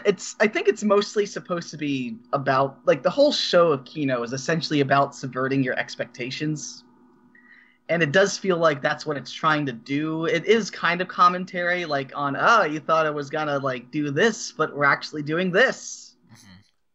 And I feel like that's, like, it's a mix of commentary and just kind of twisting things on you. There's one episode also about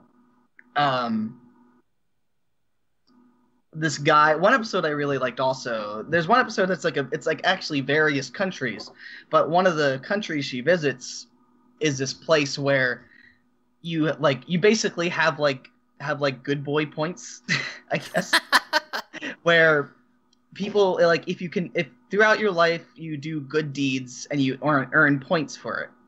And basically the idea is that you earn these points, and if you happen to do something bad, you don't necessarily go to jail for it, you lose points for it. And because their philosophy is that if you're a person who has done nothing but good things all their life, but then at one point does something bad, does that really mean you're a bad person?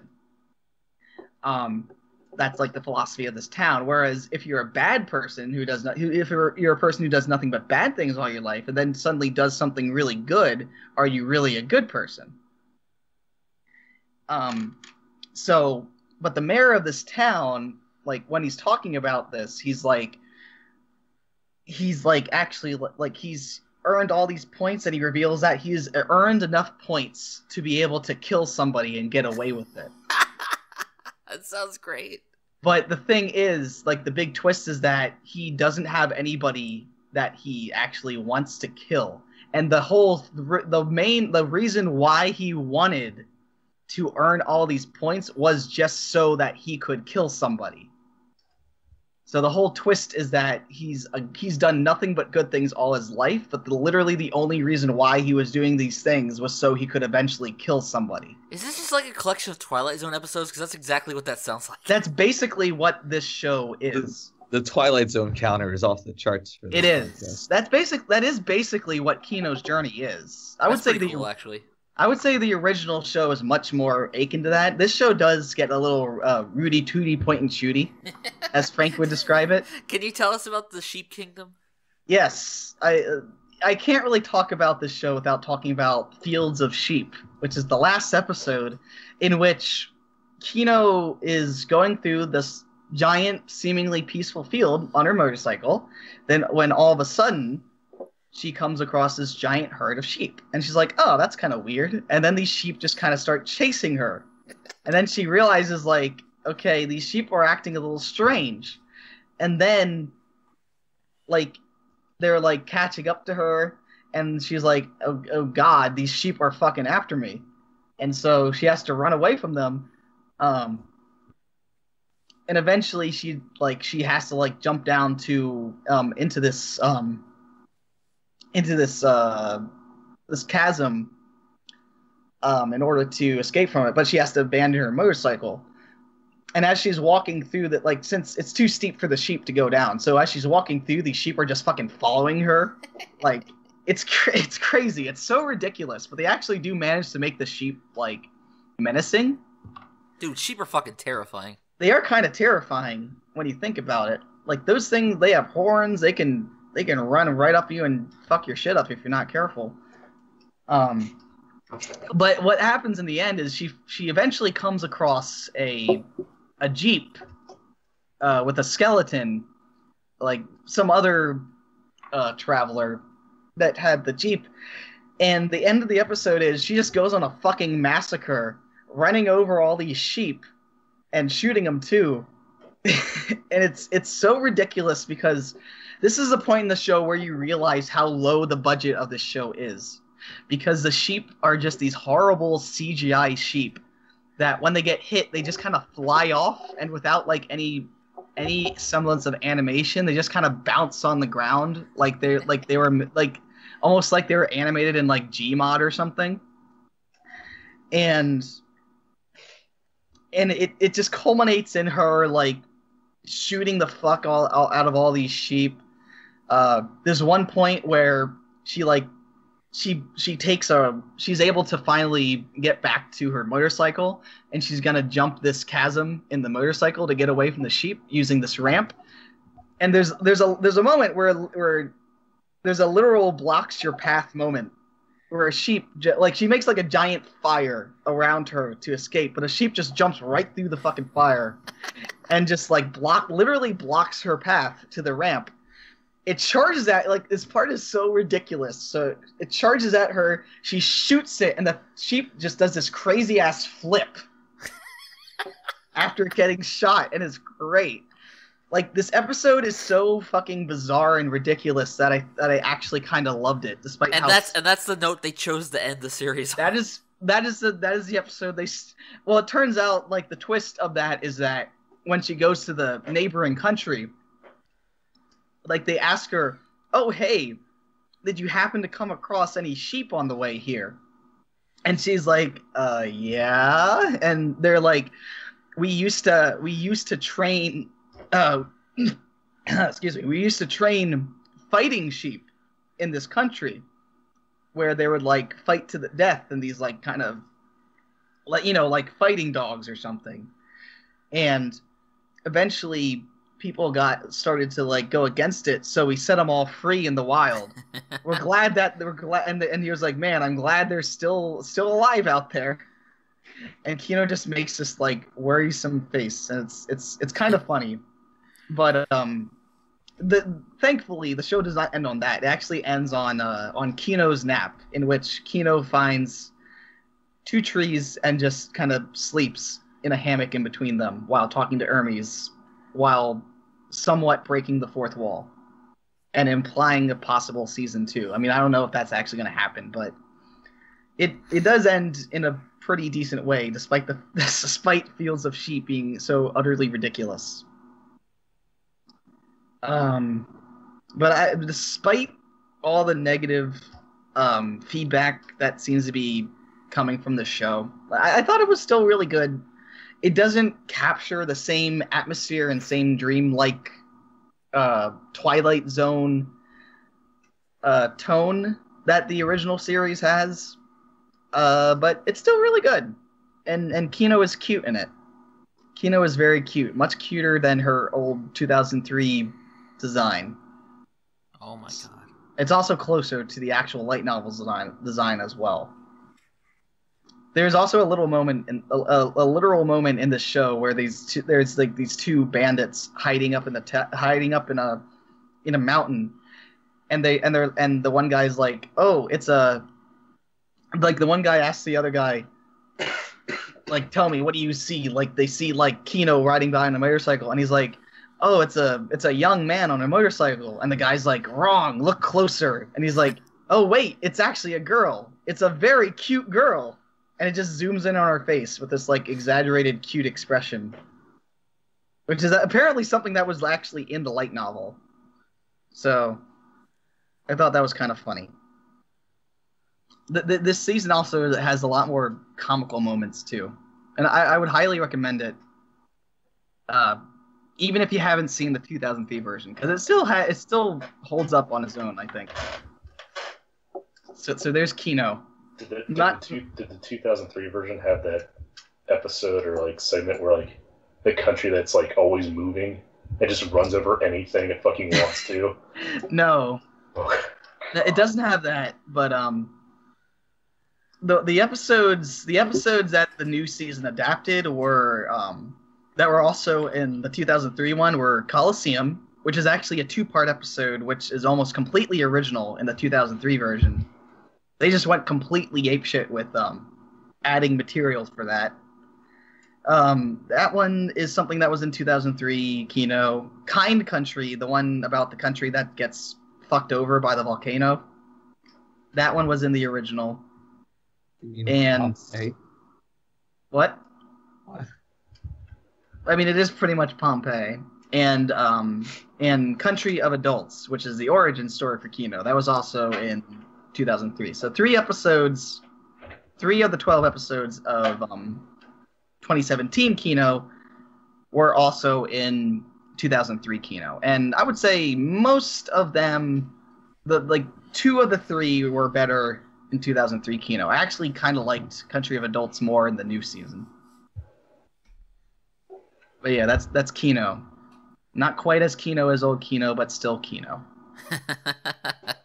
I'll laugh at that. Omega at a Kino counter. Omega's just gonna, you know those like things that people use to take like attendance to make sure buildings aren't going over their capacity, like those little clickers they have in their hand. Yeah. Omega's gonna have like 4 just going at all the time. Like, all right, Kino, Twilight Zone. Is that getting all the numbers right? We appreciate what he does. Okay, let's talk about the best show that Funk refuses to watch, Net-juu no Susume. Yay. So this is my recommended show in the mid-season podcast. I gushed about it there. I'm gonna gush about it here, because it is one of my favorite shows of the year, and I am still completely blown away at what an adult take on romance the show was. It's so rare and so refreshing for an anime. And I don't mean adult just because the characters were adults and it acted like adults, but it handled it in a way that almost no other anime does. Even when you get to the end, there was kind of like, so the ending has actually gotten a little bit of flack from people who were upset that the show didn't have like a full-on anime confession scene. And there was at one point where it seemed like it was going to go that route, and then it pulls back just enough. And it ends on this note of these two characters going on a date together and just holding hands, which, I is also a very lewd anime thing, but It felt like a very adult way to handle this. It's not people just like gushing about their love for each other, or any anime antics like that. It was just two adults going on a date together, and that kind of summed up this show in general. It was just like, just full of these very likable characters who took these situations that, even though the whole show itself is kind of built on a misunderstanding. Again, that's another thing that this show handles very well. So you have these characters playing this online game as different genders, and by the time you get to episode 4 out of 10, because it's a short series, the male lead has already figured out that the main female lead, Moriko, she is a male character in this game who's actually female. And the show doesn't waste any time getting to this conclusion. It does draw it out a bit more before, they actually confront each other about it in real life. But again, it doesn't go to these kind of same absurd lengths that other shows do, tripping over themselves to keep this kind of perpetual lie going, to keep the status quo. It is very interested in addressing the ramifications of the whole situation. So, I know that I think, Matt, did you pick this show up after the podcast? I did, yeah. Okay. I'm very curious what you think about it. I mean, when I first heard about the show, I was like thinking, oh god, it's Netoge again. Yeah. I think that's pretty much a lot of people's initial reaction. What everybody's thought was, yeah. But yeah, I was very impressed with how just how good the show ended up being, because, like, I mean, for starters, like you said, it is, like, the characters in this show, like, while they are kind of a little autistic at times, they're socially awkward. Yeah, they're socially awkward. Like, I think, like, when you talk about how, like, people are like, why didn't they kiss me? Like, it's like, well, of course not. They barely know each other. They only know each other from a, like, extreme set of coincidences. And also, they're socially awkward MMO players who probably have very little actual experience with romance. Yeah, they they very clearly use the game as an escape from their real life issues and using it as a form of socialization, which is one of the most relatable aspects of that show, I think. Right. And that's one thing. Like, there is one, like, I forget what the exact line is, but there's a line where Sakurai is just kind of, like, talking to himself, kind of, like, contemplating whether or not he should reveal that he is actually Lily. to Moriko because he knows who she is now. Mhm. He says something like he says something like along the lines of like how he's playing this MMO and it's like even like he's alone, like he's not alone in the game, but he's alone in real life. Like Mhm. he's lonely, like it's something like he's lonely, but he's not actually alone. Like I don't know, it's something along those lines. Yeah, I think I know what you're talking about. But the show struck a chord with me on various occasions in ways I was never expecting to, and I was like, oh god, this is getting way too real. Yeah, Like and especially just the whole idea of like meeting a friend in a video game, and that whole thing where it's like that friend is like, oh hey, I'll see you next week, and then you check back and it's like last online 365 days ago. That's literally what happens in this it situation. it captures like genuine human awkwardness in a way that you just rarely see. Right.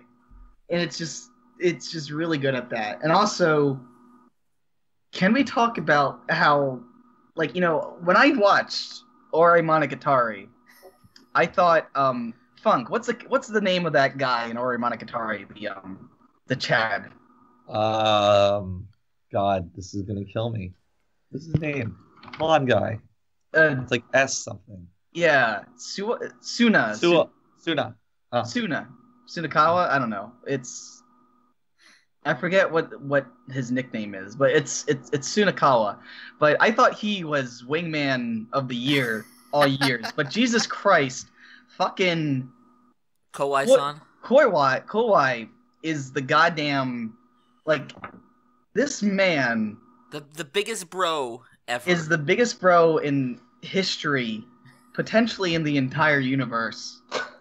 This guy goes so out of his way. Like this guy like goes to a like kind of looks for this girl that his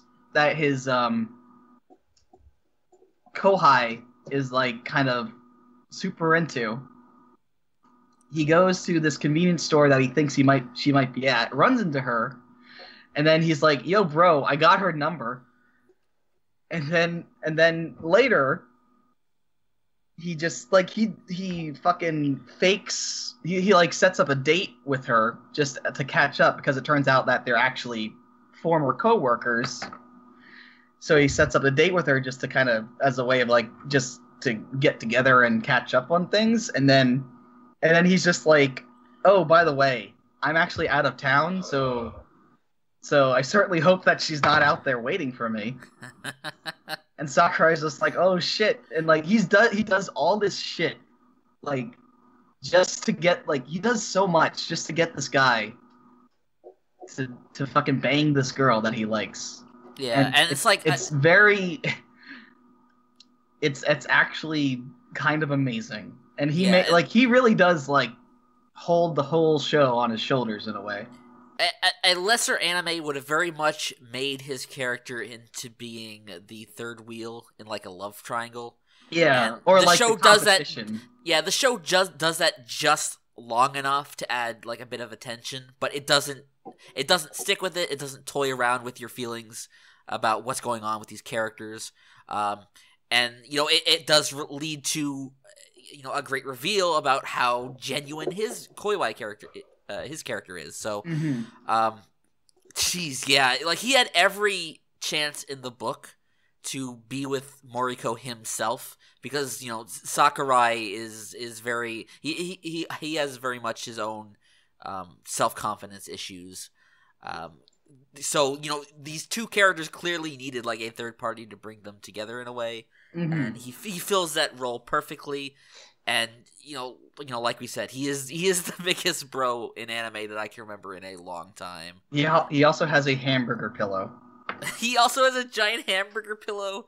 He also is like me designing female characters in a video game. It's like, but that is also another aspect of this show that just captures reality of like here is the kind of character that this like a guy like that would design if you asked him to make a female avatar in a game. It was Right. like perfect. he would just make this complete shit post of a character.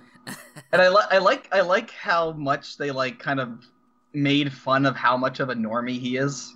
Where like they're like where he'll be like, "Hey, I installed the game on my laptop computer. And what do I do now?" And she's like, "Oh, you only download it. You have to actually install it now." And he's like, "Oh, okay." And he does so. And I like the part where she like says to himself, he's playing he's playing on this PC game on a, what's that called, on a touchpad? Like he's playing this game, this MMO on a touchpad on a laptop. And then they're just I know what you mean. There are moments where he just goes AFK, and they're just like, man, he sure goes AFK a lot. Yeah, and like, so that's another thing, is like, you know, the game aspect of the show is really only in there in service of the characters. It's not about that. Right. But like, just like with the little nice touches it gives to all the characters and the realistic situations, it also does that with how it feels to play a game. Like, you know, because it does that thing where it kind of personifies the characters as the game characters, and you see them acting it out in the game. But whenever there's like a little moment that would kind of break it, because it's just like a game action of like someone, like, you know, crying, it'll cut back to them in real life spamming the cry emote key. Right. Just kind of like I said, that kind of attention to detail all around in this show was fucking great. Right. It has a very nice attention to detail. One little thing that just another example of attention to detail. So there's a point where she cuts her hair, and speaking of which, there's literally nothing wrong with her shorter hair. There's literally nothing wrong with it. I do like they had that debate over it, and that, you know, like, she cut it, but she didn't cut it short. She cut it like, you know, medium length. Yeah. I mean, like, I think people don't realize that her hair is like abnormally fucking long when it's long in the show. I mean, yeah, because that's like the entire point. Like, she doesn't really care about her. Yeah. Yes. So she would be absolutely the kind of person who lets her hair just grow out and doesn't deal with it at all. But like, over the course of the show, after she gets her hair cut, if you look closely, you actually notice her hair actually does gradually get longer from that point. Mm-hmm. Which is another nice little attention to detail. They also updated the ED with their short hair character design. Yes, they did. There was one other thing I wanted to talk about, because I remember you bring up a comment in the CT, Matt, about the most unrealistic aspect of the show, about how whenever there's a new character who joins the game, everyone acts all nice to them. Oh, yeah. And I actually thought about that a lot, and that may actually be more realistic than we think, because I do, like, you know, I don't have an expertise on this or anything, but I can imagine that, like, a Japanese community for an MMO like this would have a very different way of treating new characters than maybe we do here in the West. Yeah, that's kind of what I was thinking too. Like, especially, that's the other thing. Like, when I think of that, when I was thinking of that, I was thinking more along the lines of like Overwatch, Counter-Strike, Call of Duty, like shooters and MOBAs. Like, fucking, let me tell you about fucking Dota 2's community. Yeah, good lord, we're kind of shit asses here in the West, but the funny thing is that Overwatch is the thing that made me think about that, because I know that the Korean Overwatch community plays the game very different than we do here in the West, whereas they're very much about teamwork and filling the roles that the team needs and not being selfish, whereas here it's very much like, I paid $60 for the game and I'm gonna play what I want. So I can easily see an Asian community having a very different way of helping new players. Right. I mean, I'm pretty sure MMO communities in general are just a lot more helpful for the most part. Yeah, because the whole core of the game is that. Yeah. I mean, if you're not playing nice to other people, if you're not gonna be playing with other people, and then that defeats the whole point of those games. Like, I've never played an MMO before. I did play a lot of Diablo 2, and Diablo 2 was actually like that, where like Diablo 2, you would have like games made where it's just like, oh, come into this not server, but I guess come into this game so that we can just like take you along and just level you up super quickly.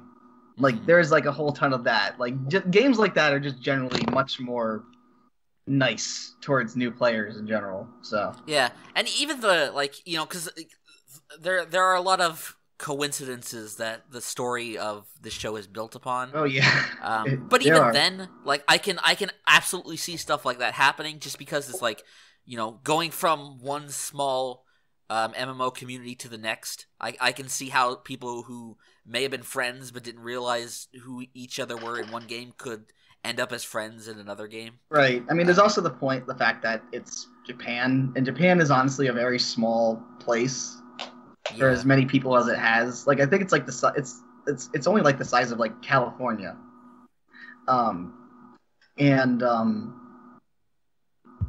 it's not too far-fetched that two people who live close together and are both MMO fans would be into the same MMOs at the same time and would also be in the same servers. I mean, it's like MMOs are very server-based, so yeah, it is absolutely a huge coincidence, but huge coincidences also happen in real life.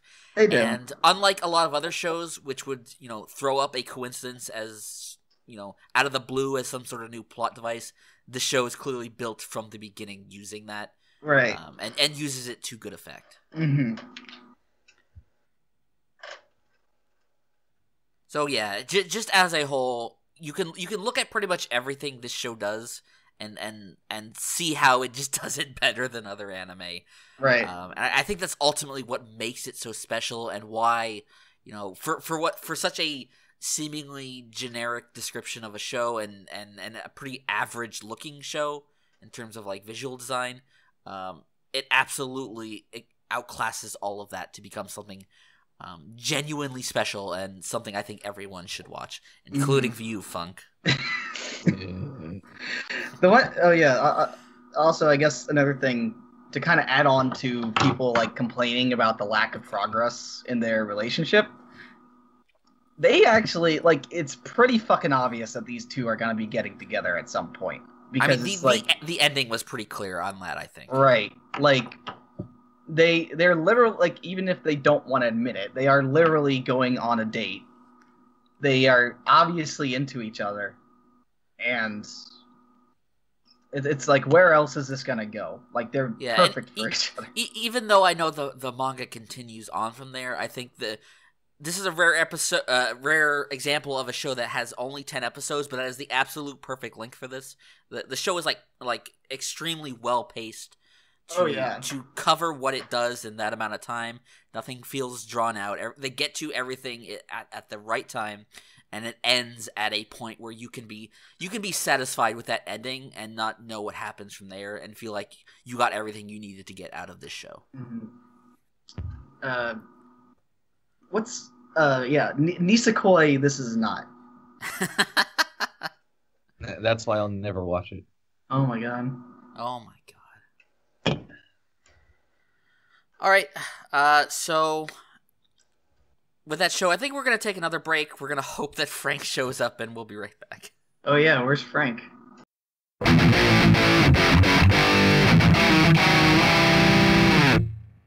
Welcome back once again to the Luckycast. Frank is still not here, despite signing on to Skype, and then immediately disappearing. So, we will press on again without him. Matt, let's talk about Inuyashiki. Oh boy. So Inuyashiki is basically kind of like a mix of if RoboCop was an old man and Inspector Gadget. So the show, I was expecting it to... Well, I had a very bad feeling that it was going to turn out to be a train wreck.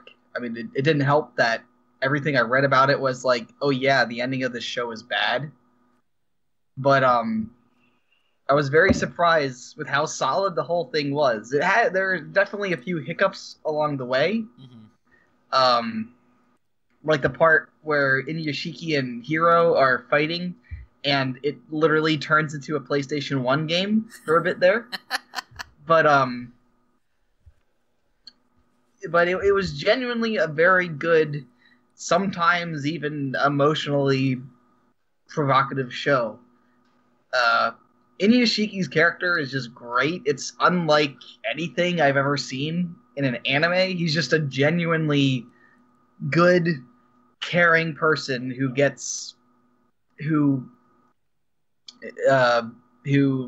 kind of feels more alive by helping people, by just saving people's lives. And I don't know. It's a very it's not a very subtle I don't even know what the characterizations are certainly not subtle, right? But they're very effective. Yeah, because they do go to extremes, but in a way that works and really gets you emotionally invested in both the hero and the villain of this show. Right. And do you get it?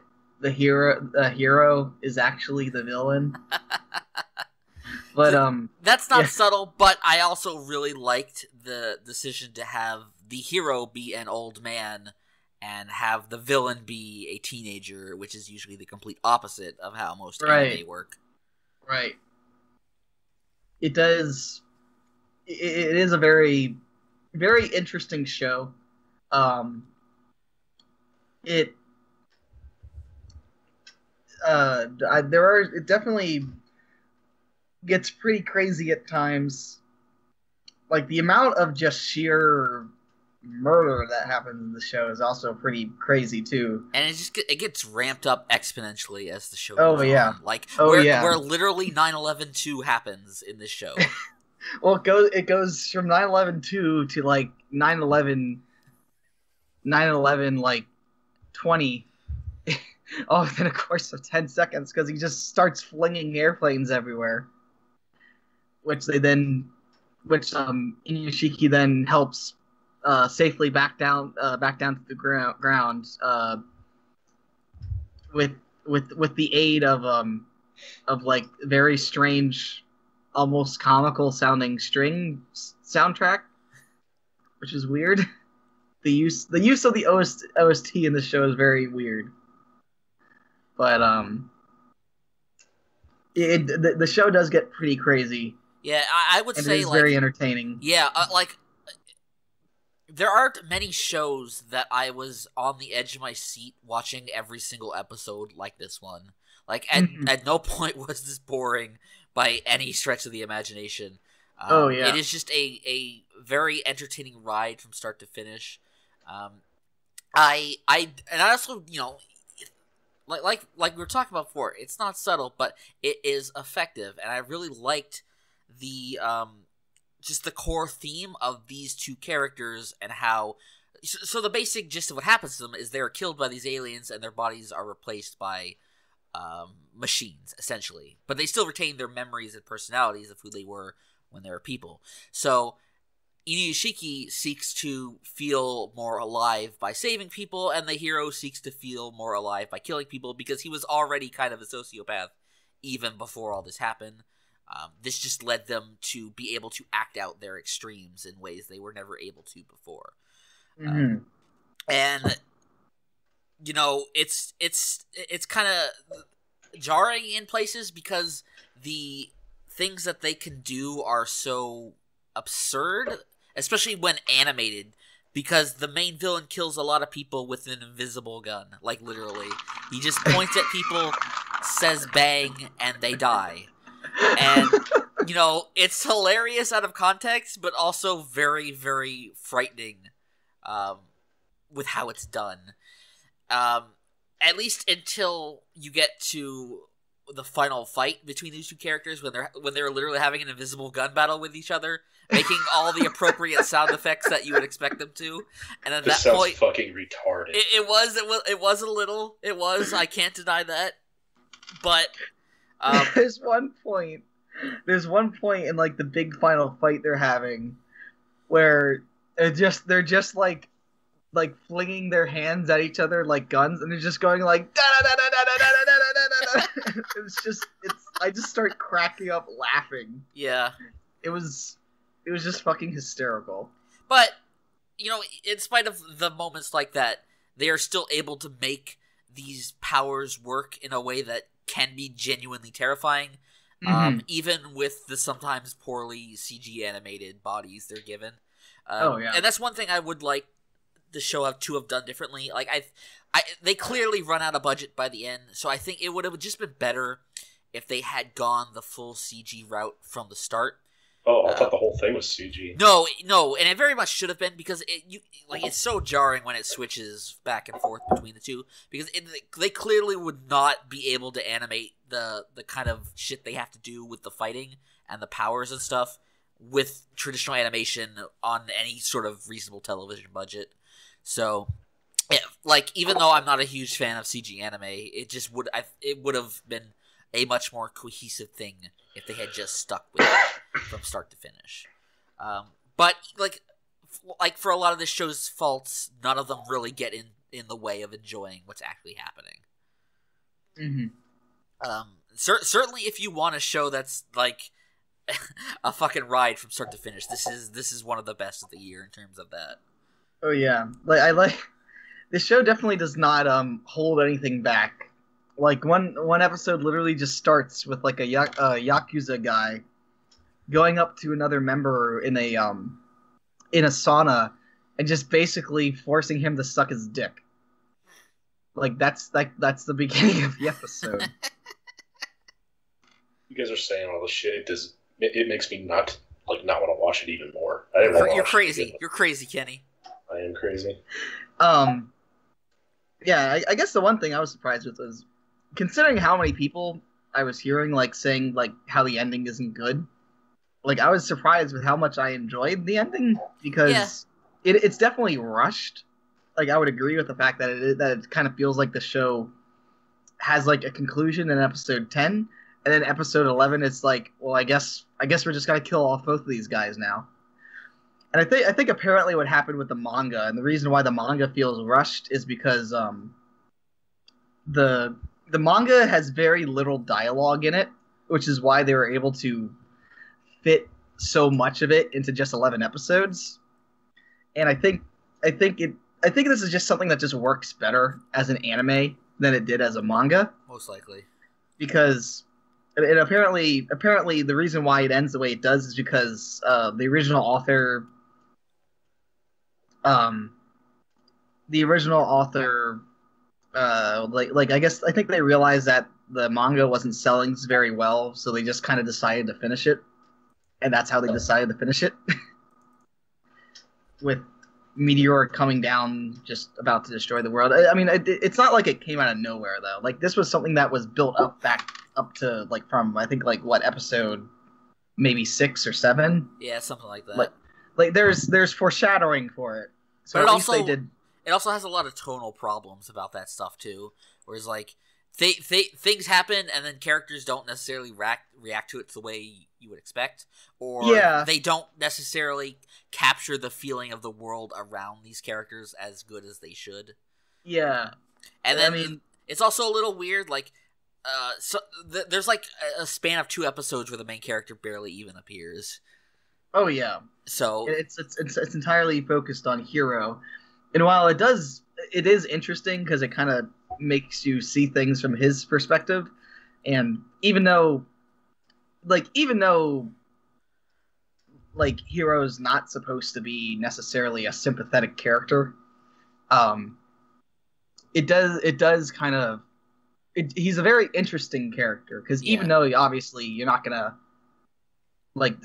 despite the fact that he does sacrifice himself in the end, he's a complete monster, but the show doesn't necessarily go out of its way to redeem him.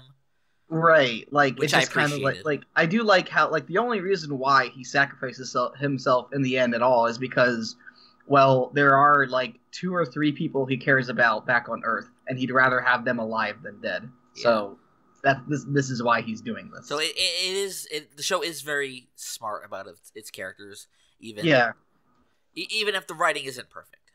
Mm-hmm. I do like how juvenile Hiro sometimes is. I mean, he is a high school kid, and I really appreciate all the little things they do to make him appear just like a sociopath. Like, we joke about it, but the scene where he's just talking to the girl, like with a gun pointed with his hand, like his literal handgun pointing to her head, saying like, "Hey, so do you read One Piece? Who's your favorite character in One Piece?"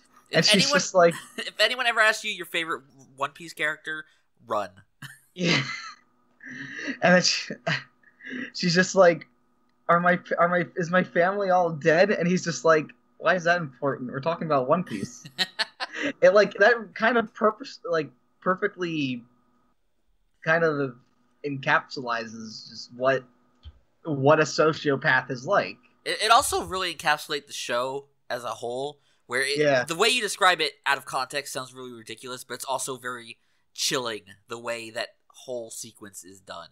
Oh yeah, like it sounds stupid out of context, but when you're watching the show, you're just like realizing this guy is just completely fucking nuts, and he doesn't give a shit. So this girl's like has no chance at all. Like he just doesn't care. There's also just something so like the other thing is that even though it is kind of comical, again, it's chilling how he literally just like to decide who he's going to kill next. He just spins around in a circle with his eyes closed, and whatever house he's pointing at, he's like, "All right, that's my next target." Yeah. And he just goes there and just murders them all. Like it's very like obviously this character is a little bit more edgy than like the Joker, but it kind of reminds me of a character like the Joker. Like this is a pure like chaotic evil character. He just doesn't give a shit. But it all works. And yeah, it works fairly well to the point where I would absolutely recommend watching this show. Yeah, I would too. It's not perfect. It's not. I wouldn't even say it's necessarily great, but it's a very entertaining show, and like this is something I could see being very easy to binge watch. Yeah. So it's like every single episode has something going on that's interesting. So there's never a dull moment with Inuyashiki. Nope, not at all. All right, Kenny. Yep. Oh, what were you say, Funk? I was going to ask if this was the new Ajin. Kind of, honestly. It does kind of remind me of Ajin a little bit. I wouldn't say it's as good as Ajin, if only because Ajin is there's not a scene in this show where a character crashes a building down on another building and then proceeds to go crazy, like just shotgunning down a whole police force. Well, actually, no, Hiro does that. He does do that, not in the same way though, and it's not nearly as cool. It's not nearly as cool as what I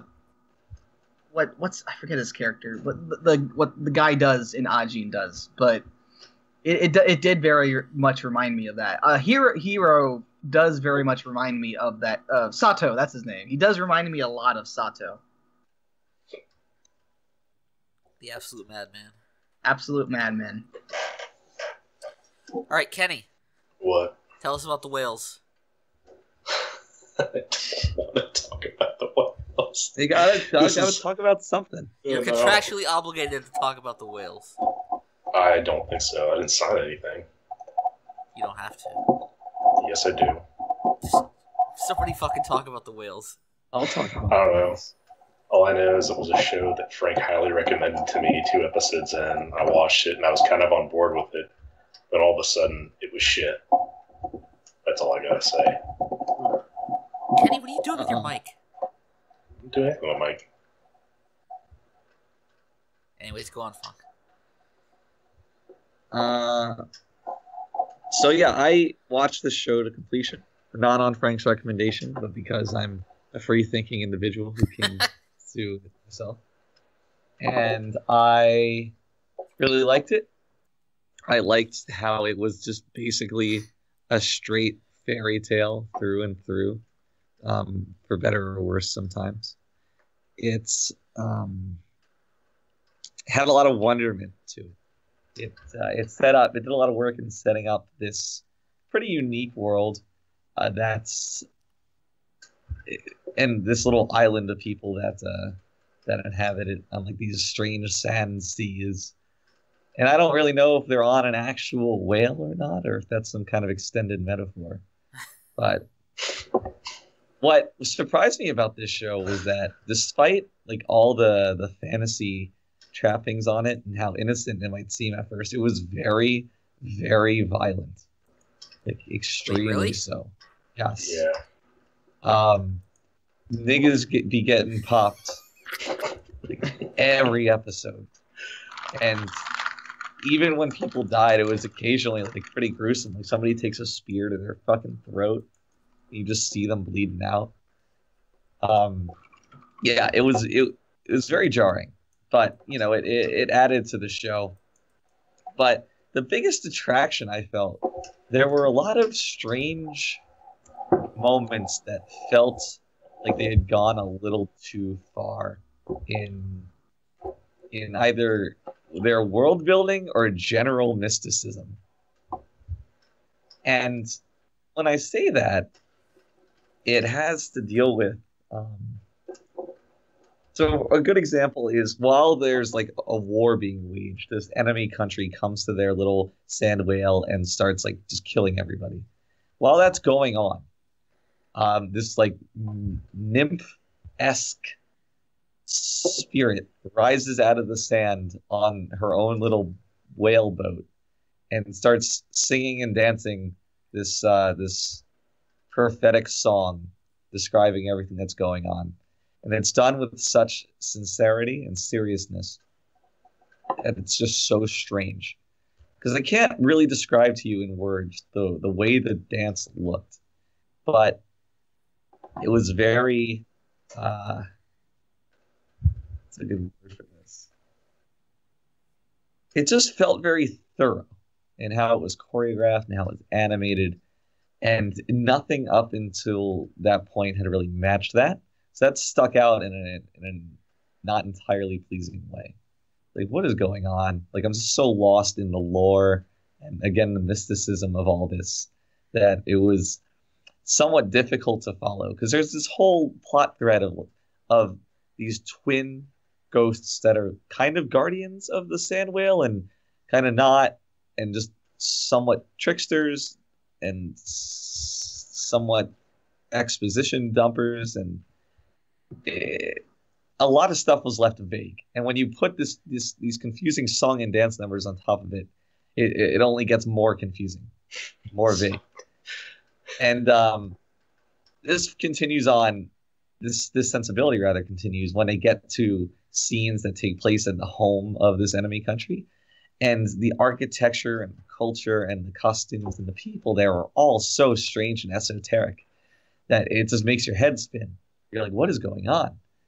This one guy like just keeps jesters just as pets, and like he takes home some veteran, some like crazed psychopath who was a war veteran, and who was dying out, and he recovers him and takes him home, and he's like, now you're my jester, and he's wearing this like very strange costume that's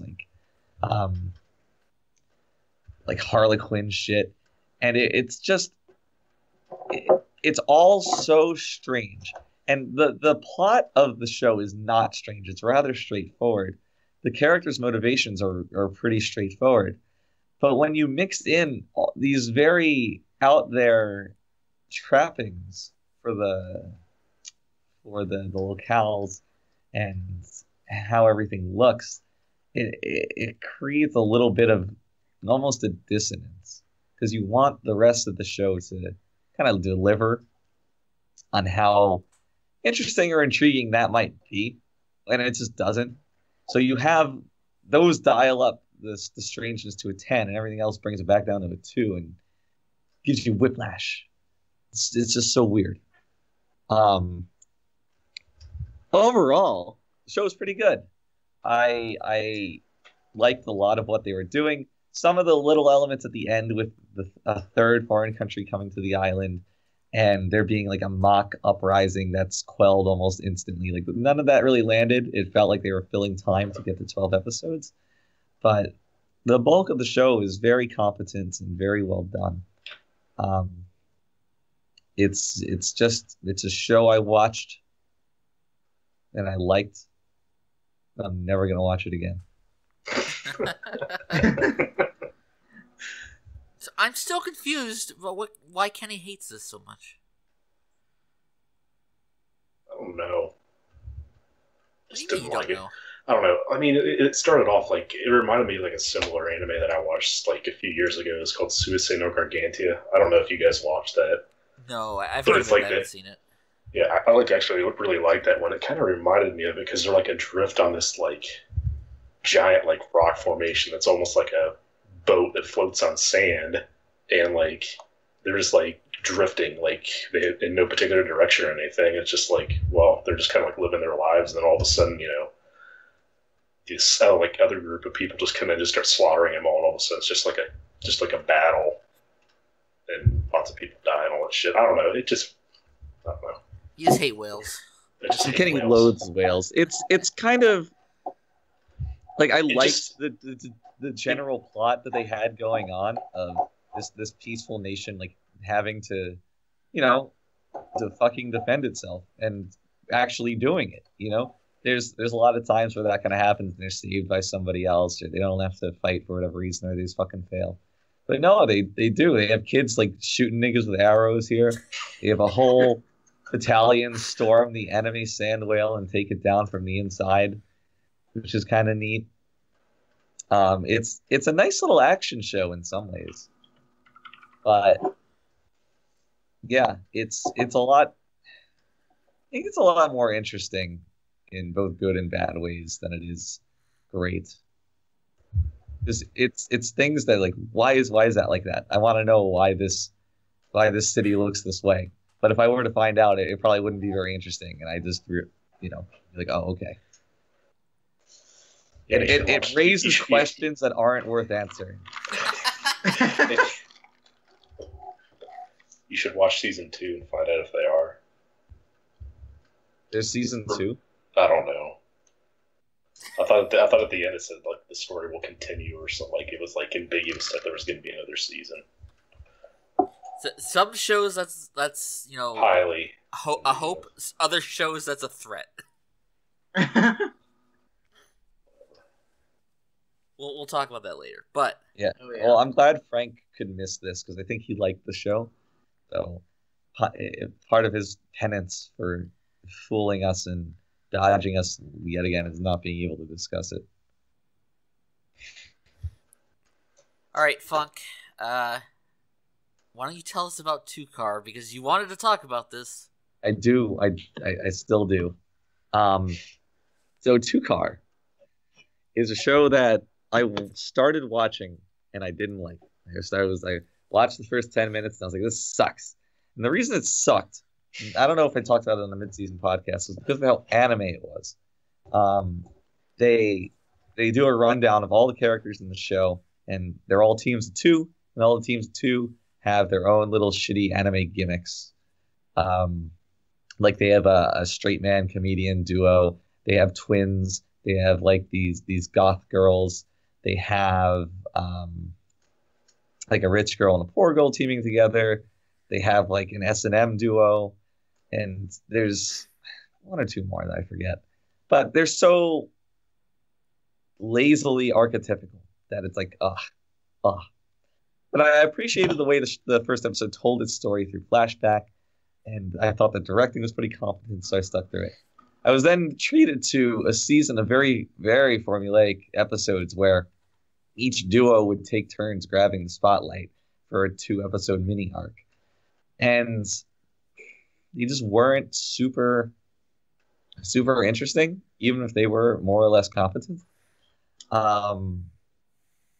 And underscoring all this is the main plot line of the main 2 girls and their love triangle with their absent coach.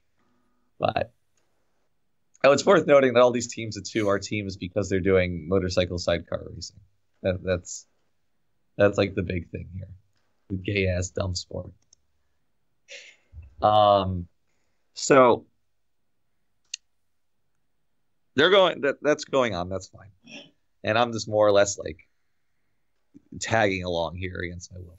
Then I think it's like one episode where they decide to give a backstory to the two announcers who announced the whole race. And I was like, that's kind of stupid. I don't like any of these characters. And they do. And I remember I took a video of this on my phone because I was so aghast that it could be happening. It was such a boring scene where they decided to give a canonical reason why the announcer girl is so soft-spoken, except when she gets on the microphone, at which point she has boundless energy. Like, I didn't need that explained. I just would rather have had... Yeah, I just didn't need it. Didn't need anything. But they give it to me, whatever. So they get on to the last arc of the show, which is the resolution to the love triangle thing. And here they introduced the most petty character in anime history.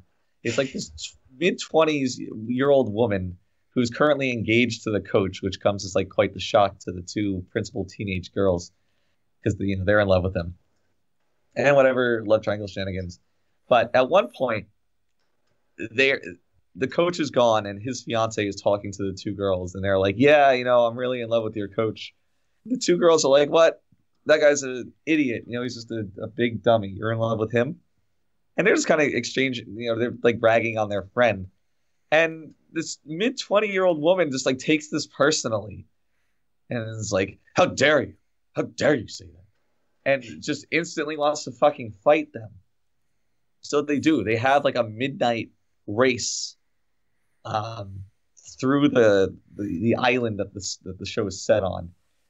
And it's like, you're an adult. Why do you care? Why do you care about what these kids are saying?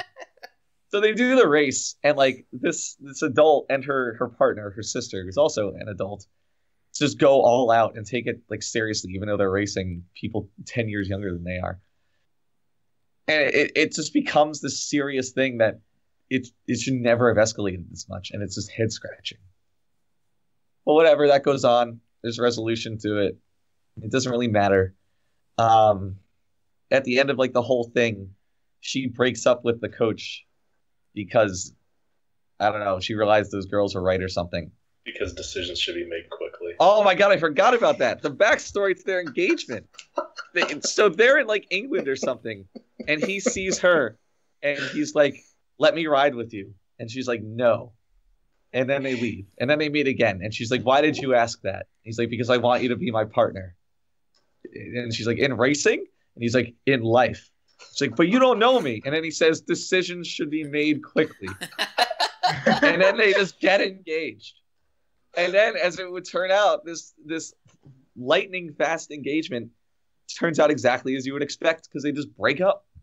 Because they just hate each other. It is so stupid. It was just there to make needless drama with the stupid love triangle thing. It was ridiculous. Now, the one thing I really did like about the ending is that it's like poetry in how it rhymed. It's actually the scene in the very beginning in the first episode is taken from the ending where they deck each other. It's the exact same race. It opens and closes the same way. And I was like, wow, I don't know if this is just hack writing or really great. but I liked it.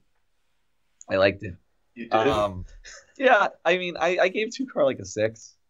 I'd give it a 6 again. If I could have rated it twice, it would have 2 6s. 2-car is not, it's not a bad show, but it's a useless show. When it's just a bunch of little mini character arcs, it doesn't build towards anything in a really exciting way. So to have this climax of the big race and the fiance just rings a bit hollow. So it's robbed of any momentum it could have had. Yeah. But I will say, one of the other stupid moments in the show, there's these two twins characters, and they always dress the same way. They look identical. They interchange each other's names. They just love the notion that they're exactly the same. And that is completely antithetical to how any real life twins would ever be. So much so that I just rolled my eyes. It was gay anime bullshit twins. Oof. Yeah. Oof. And that's 1 car, 2 car, red car, blue car. Sounds like you had a wonderful time. No comment? I don't know what you want me to say. No. Well, speaking of a fucking wonderful time, Matt, let's talk about King's Game, the animation. Oh boy. Which, if it wasn't for the only show I'll ever be allowed to give a 1, this would be the worst anime I have ever seen in my life. And I think the biggest problem with it is that it does, like, I didn't really start out feeling that way. I actively recommended this anime to everyone because I thought it was going to be the perfect train wreck of a show that was just so comically bad, you would get a lot of enjoyment out of it. And for about 6 episodes, that was true.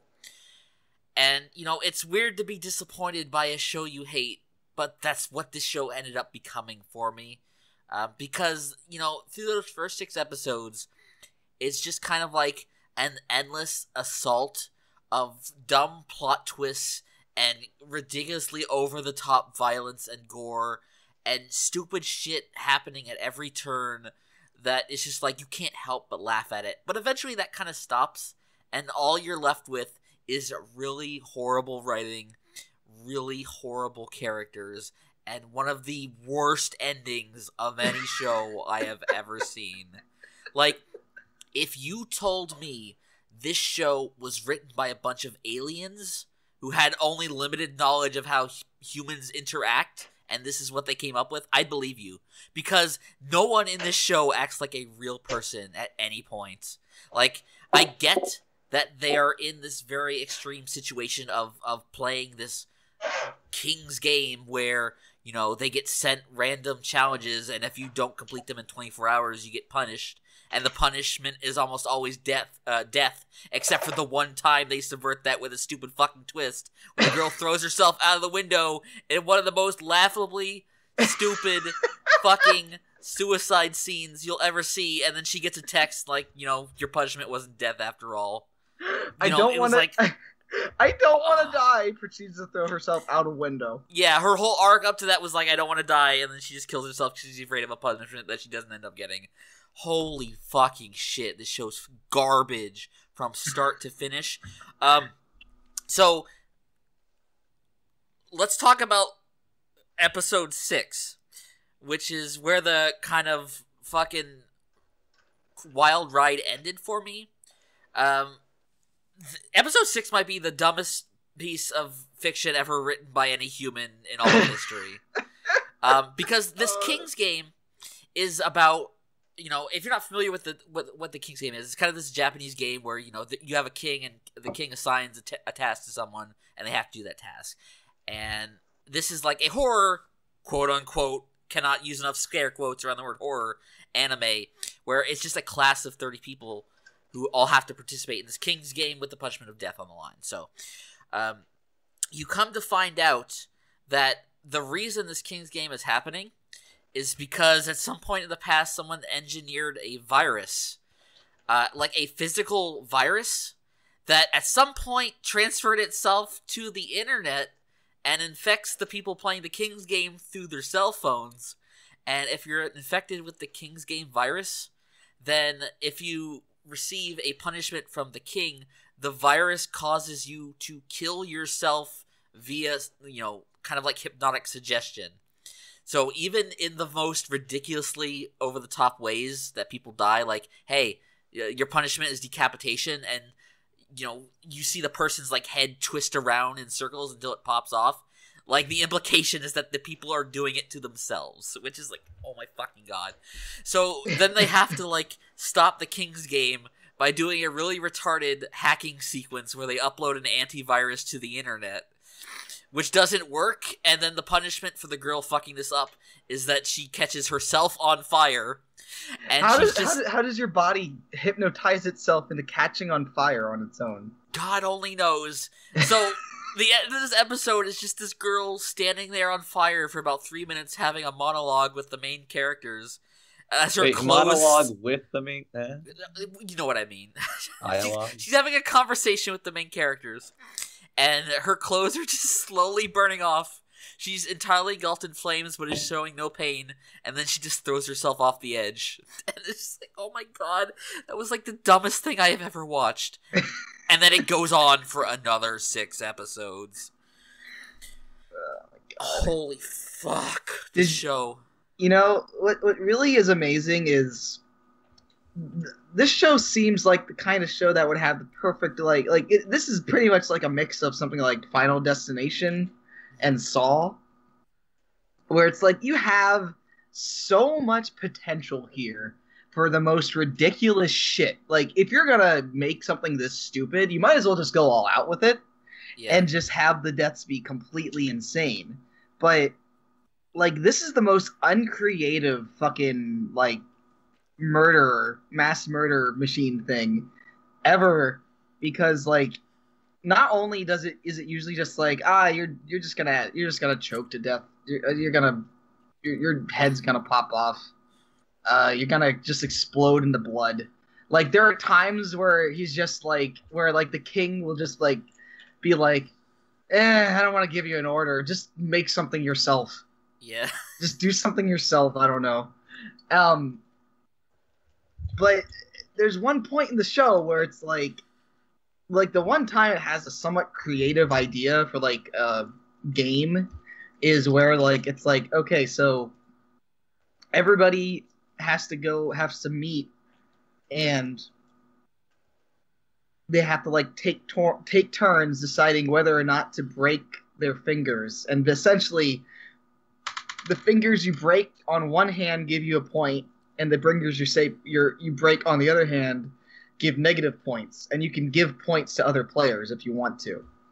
So essentially what happens is everybody passes, but there's one character who's trying to basically kill another character, and there's one character trying to save another character. So they're breaking their fingers in order to, you know, like, balance out points or whatever.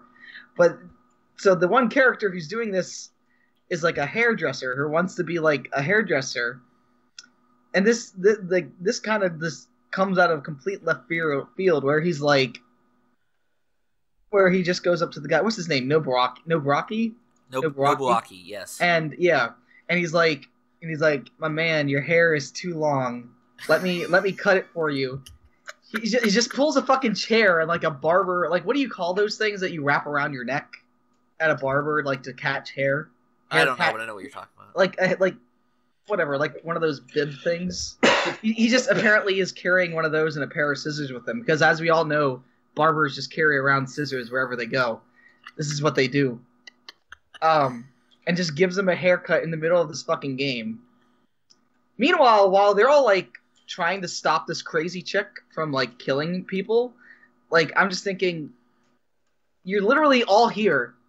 You all know that she's insane. Just fucking kill her. Yeah. There's no punishment for that. Yeah, because, like, the only reason this show drags on for as long as it does is because they don't kill the person who is clearly insane and trying to kill all of you. But no, Steve, you don't understand. She was only pretending to be retarded because she had to do that, apparently, in order to be with the one she loves, apparently, because she actually loves Nobuaki the whole time. God, that was so dumb. I think. Yes, that was her ultimate justification, because in the first episode she falls in love with him at first sight. Which was the dumbest thing. Oh, that reminds me. So there's some very interesting things I learned about this show. One of the things is that so the main character, Nobuaki, let me go to the Mal page for this. So the main character, the name of the main character is Nobuaki Kanazawa. Now, if you were to go to the King's Game manga page, you'd be very interested to find out that the story is written by Nobuaki Kanazawa. The main character is literally a self-insert for the It author. is a literal self-insert character. Why Not does only everybody around him die? Not only That's that, not even the worst part. Not only that, all the characters in the show are based off of his actual classmates. And the girl in the show, I think also like the girl in the show that his character is like girlfriends with, like is based off of a girl that he knew in real life and had no connections with whatsoever, like no actual personal connections with whatsoever in real life. So this is basically like, this is little, like when I joked before about this show being like some middle schooler's like shitty sketch that he made, going His to ultimate fantasy. his in ultimate school, fantasy. yeah. Like this is literally that. Not only that, but then you get to the scene where one of the orders is the main character's girlfriend has to have sex with his best friend. So he wrote a scenario in which he got cucked. He literally writes a scenario where he cucks himself. And that is the scene. That is the scene where she has to fucking knock him out and then rape him in order to fulfill that fucking text. You know, and it's like, that's the shit that I liked about the first 6 episodes, because of how fucking stupid it was. But, you know, it's just not enough. There's, like... And then, hold on. Just, I need to bring this up. What really pissed me off about this show's ending is not even, like, the stupid scene, the fucking gayest scene in anime history that puts Yuri on Ice to shame, where all the characters just are in heaven, apparently. Even the girl who literally murdered a bunch of people. Yeah, they all go to heaven at the end. They all go to heaven at the end. All that trial they went through, all that pain and suffering, who fucking cares? It doesn't matter, because you just go to heaven anyways. Yeah, and they're just there and they're all happy and everything's fine. But like that is the thing I was most offended about, because, you know, even in spite of everything being bad, everything that happened was all for naught. And then the show, well, yeah, that is the one thing. Literally every character in the show fucking dies. So it's like there's no point in anything that happens happening at all. And then the show has the fucking balls to like go to like a post-credit scene where it's like, oh no, the King's Game is happening again, and then it ends on fucking "to be continued," which is like the most insulting "to be continued" I have ever seen in my entire life. And this isn't even getting into the fact that this show is so bad, it's telling 2 bad anime at once. Because the first half of the show, 75% of it is a flashback to an entirely different King's Game story. Right. It's just like, you know, if this show aspired to have good pacing, that would fucking destroy any sense of it. Oh, God. This show is like two 1-core anime squished into a single core in such, and they're both god fucking awful. And they're both awful. And it's even made more awful. This is the most baffling adaptation of any source material I've ever seen in my life. It's as impressive as it is terrible. And let me tell you the #1 biggest crime that King's Game committed. And it's that because of this fucking show, I will not be able to give Fuka worst anime of the year. I have to give it to this. I wanted so badly to tear into Fuka at the end of the year awards, but I can't now because this fucking show had to come along and be the biggest piece of shit I have ever seen, aside from one other show. Oh, God. Oh, I also like the part... Also, that's the other thing, like, that adds into the weird, like, self-insert stuff, is that, like, literally every girl in the show at one point, like, has some sort of, like, thing for the main character. Like, the one... Yeah, it's just like a revolving door of female love interests. Like, there's the girl, like, there's the one girl, the, what's her name? Ryouna? Is that her name? The one at the very end? The one that, like, yeah, the one who survives to the very end. The one who Ryouna. technically, yeah. Like, she, like, starts getting feelings for him. It's, like, to the point where when she's carrying this other girl who is, like, currently handicapped, because I forget what happens to her. Or, no, she's, like, she like basically passes out from being too tired, and he's carrying her, and Ryona's like, "Stop carrying her, jeez! It's not like she's a girlfriend or something." Like this fucking jealous thing, and it's like, bitch, what the fuck are you talking about? Why is that important? Speaking of which, that doesn't make any sense because the order literally said that you can't use any other means of transportation other than yourself, and he's fucking carrying her. Well, I mean, this show wasn't very good with logic. I mean, clearly. No, it wasn't. And then, you know, like one more final insult is that, you know, in the last episode they finally managed to kill the psychotic bitch who was the villain of the show by stabbing her through the back with a chainsaw. And then, even after suffering that mortal wound, she gets back up and kills the main character. And that's the reason why he dies. It's like, you couldn't just leave well enough alone. Nope, you had to go for one more fucking stupid bullshit. Not to mention the fact that there's just randomly a chainsaw in this abandoned shack. It's not even in the shack, it's just lying in the grass. And it works perfectly fine. Rest assured, for all the stupid bullshit we've just been over, there's like 100 other things we haven't even covered. Oh my god. This show has so much that, like, all the things that I was mad about at the start just get buried by everything that comes after. Remember the episode where they're trying to keep watch of the guy, afraid that he's gonna die, and they're just like rocking out all night, and then midnight hits, and they're just like, oh, it's midnight. Let's conveniently leave this character alone. For this. Oops, the clock was off. Oh, whoops, the clock was off. Now he's dead. Oopsie. And then there's a part where the one dude's like head pops off, and the other character comes in and finds him, and he's like his best friend, and he's like trying to put on his hat. And he's putting on his hat on his like decapitated corpse, like where the head would be. He's just putting the hat on his neck because he's gone crazy. It's just like, this is not how people act. No, and the show is like every character is like that, and it is just inexcusably bad writing. Like it's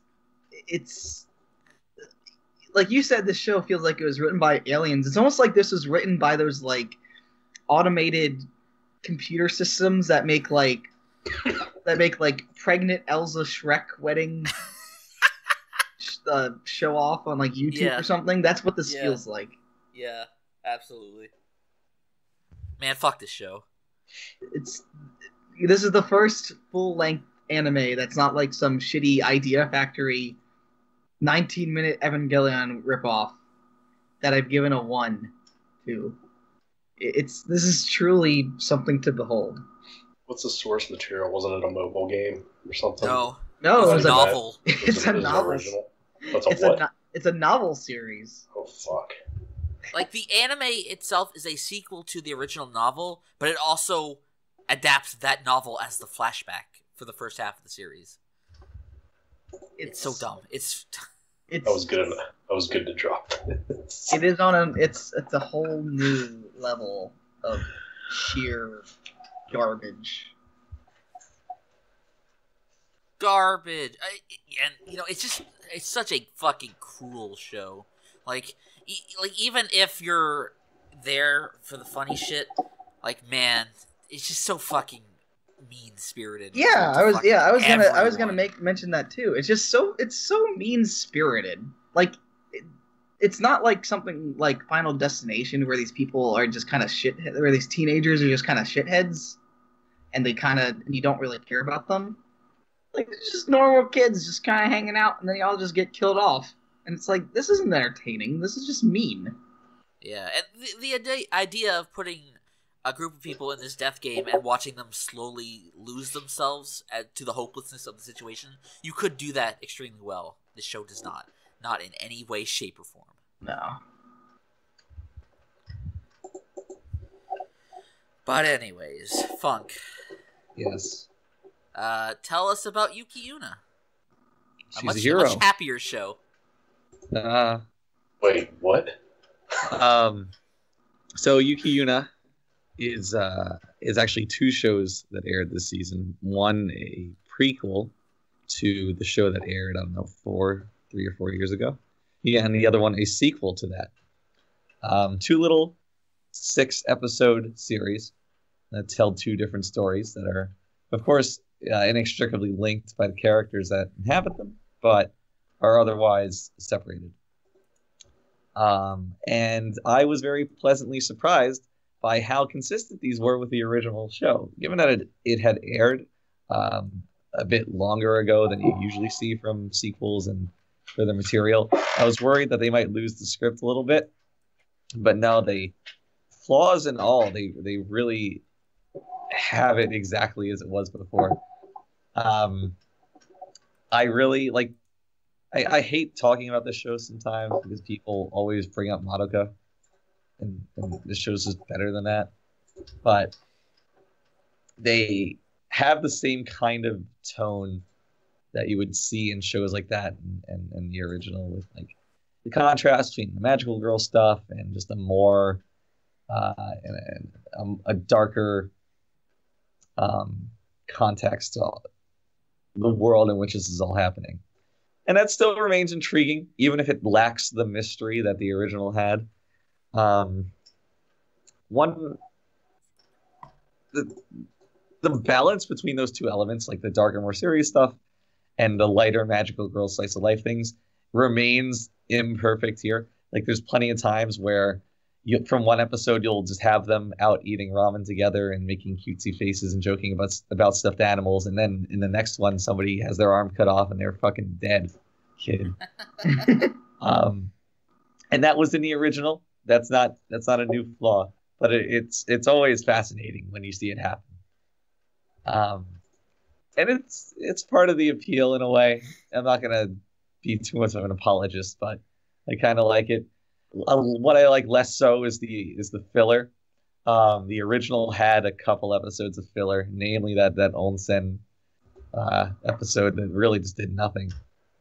This one has a similar one in the prequel. They have like shopping day or something. I forget exactly the circumstances, but it's just complete filler for no real reason other than to establish that they're friends, which they needed no help with.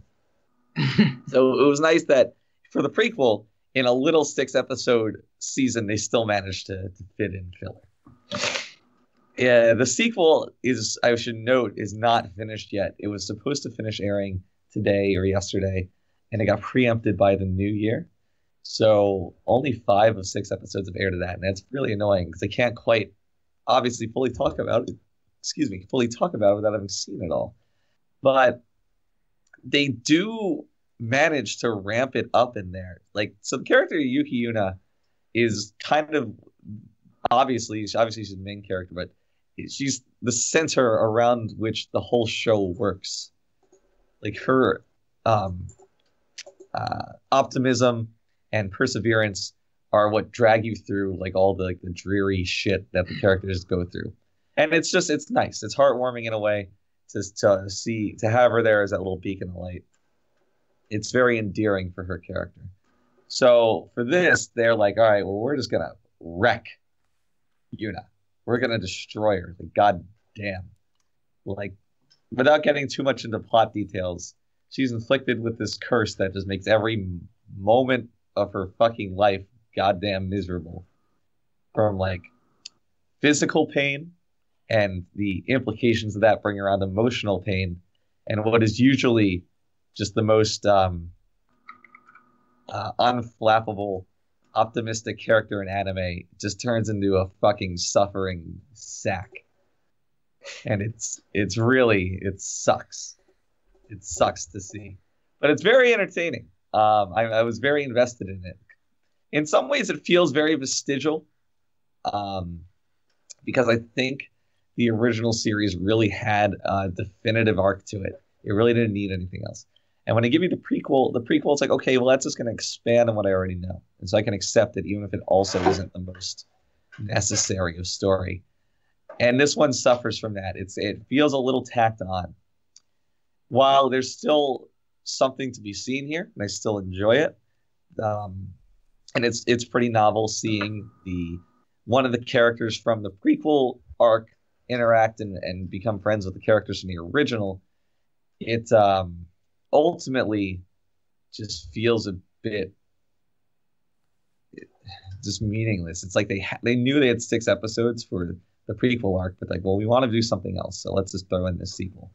And then this is probably taken right from the books, so I'm not going to say that they made up bad stuff, but it just doesn't have the weight that I would have appreciated, especially when you nail that emotional aspect of it in how you're dealing with Yuna's character and her suffering. When you do that so well, I wish that the greater elements of the plot lived up to that and felt very significant. And it's like a fate of the world thing. It's not that they're trivial. It just doesn't feel as earned as it did in the original. It just kind of feels like, oh, well, another world-ending threat. Let's go deal with it. Instead of anything that has build-up. And part of that is a victim of being a 6-episode series, and I get that. But somewhere, someone made that executive decision, and that's the result that they have to live with. Is anybody else watching this? I watched the prequel. I watched the prequel. Nobody wanted to watch the sequel. I watched the first episode of the sequel. I watched the first episode of the sequel, but I just didn't really bother watching more after finding out that it wasn't going to be finished until next year.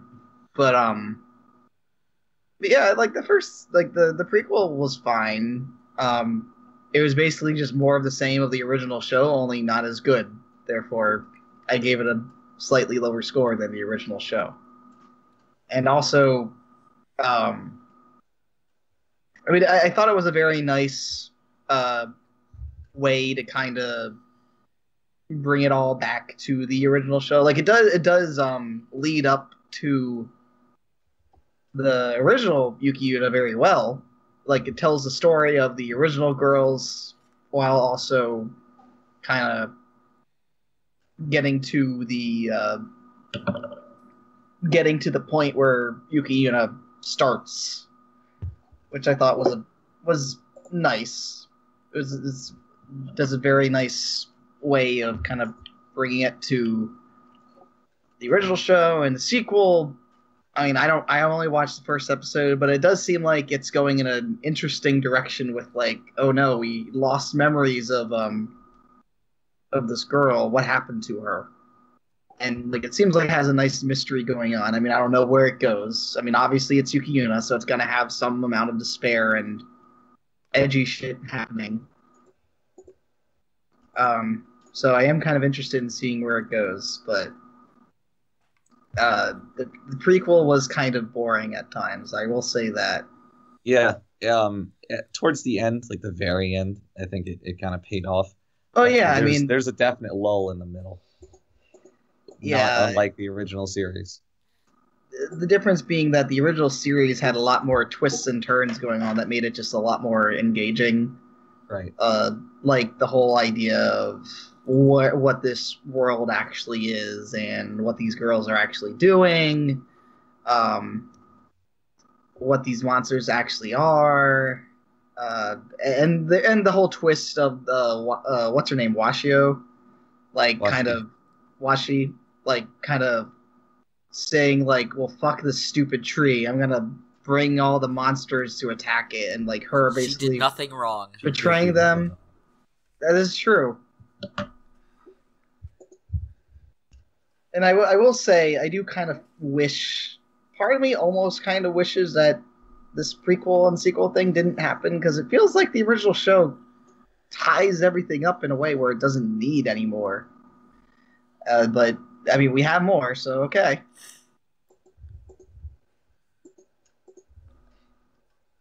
Kenny? Yeah. Thoughts? Good. Yeah. I was actually kind of excited for the prequels, just to like, I don't know, I just remember it was like one of the better shows I watched when I heard 2014 or whatever. It's been a few years, but I watched it mainly because I judged the book by its cover. I'm like, ooh, cute girls, and plus Suzuki Mori's in it, and she does the voice for Umi from Love Live, so... Well, that's the best reason to like anything, but it's nice to get more Yuki Yuuna content. For all, the complaining I did about how unnecessary it feels, I'm still happy it exists. I'm still happy it's on the same level, more or less, of production as the original. It's just, I'll nitpick anything. I'm still happy they have all the blatant fan service shots for their transformations. Yeah, it's even when they even in the prequel when they're still in grade school. It's perfect.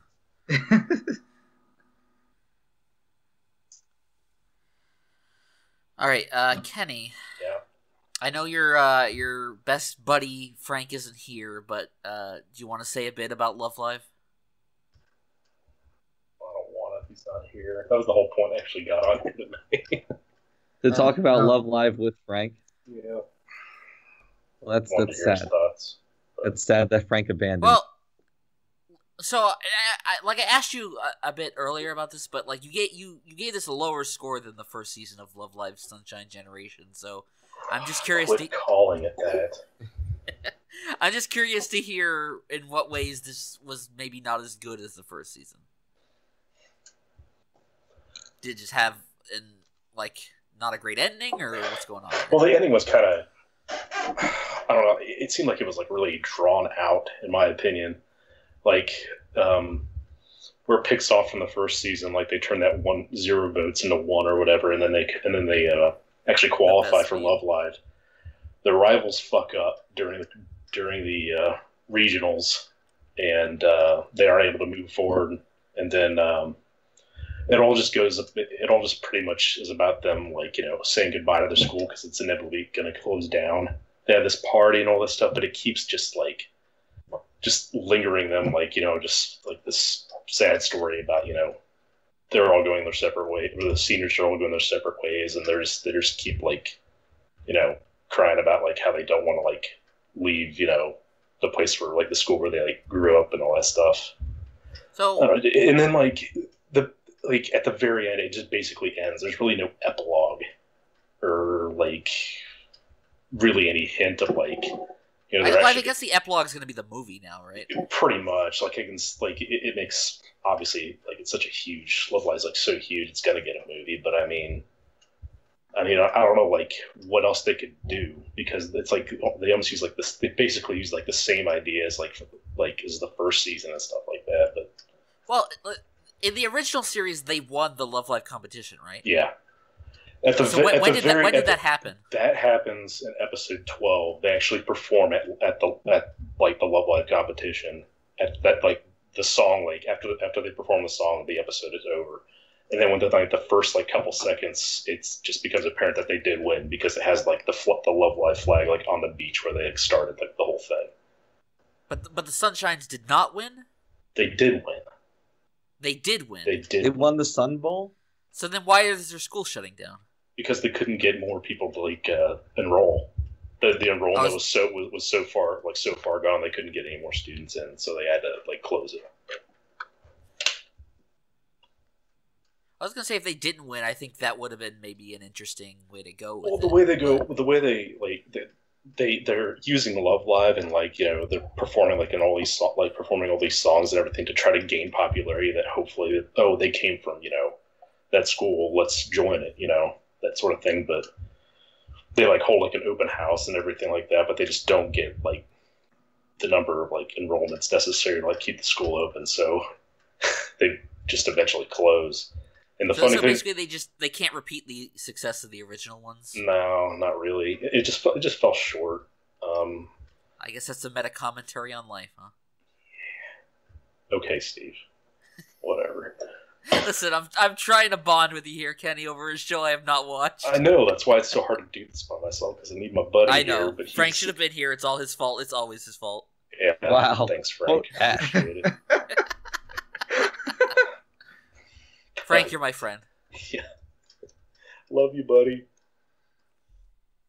But Frank gave it an 8.2. That's why I'm kind of curious as to what he thought about it, but he's not here. Well, if he shows up on the Year in Review podcast, I am sure he will tell us his thoughts there. Yeah. And the reason about the dog.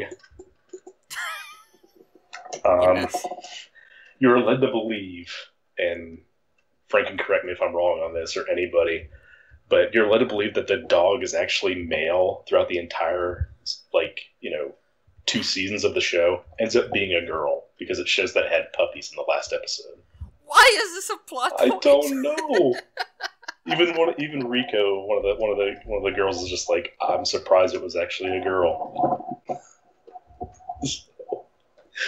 It's a plot point. I don't know. There's like half the threads on A. Is it on there? No, I mean, like, I was surprised to find out it was a girl. Oh, yeah. They won Love Live, but they're school shut down. That's life, Kenny. You know, I won Love Live. No, you did. Did you save your school? No, I actually was competing to shut down another school.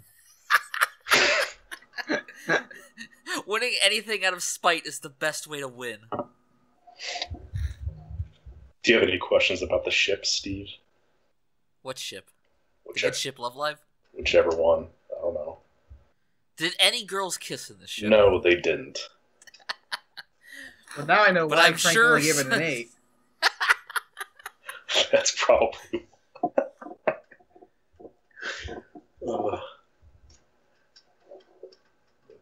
Did any girls kiss a boy in this show? There are no men in Love Live Sunshine. Oh my God. Men do not exist in this show's universe. They do in the first season, but they don't. Oh my God. Did something happen to the world in between seasons? I don't know. Did some kind of virus wipe out the There might be some lore out there. Just bring it to my attention if you ever find it, because I don't want to know. Will do. So since Frank's not here and this was his show, Funk, do you want to talk about Kekai Sensen? Yeah.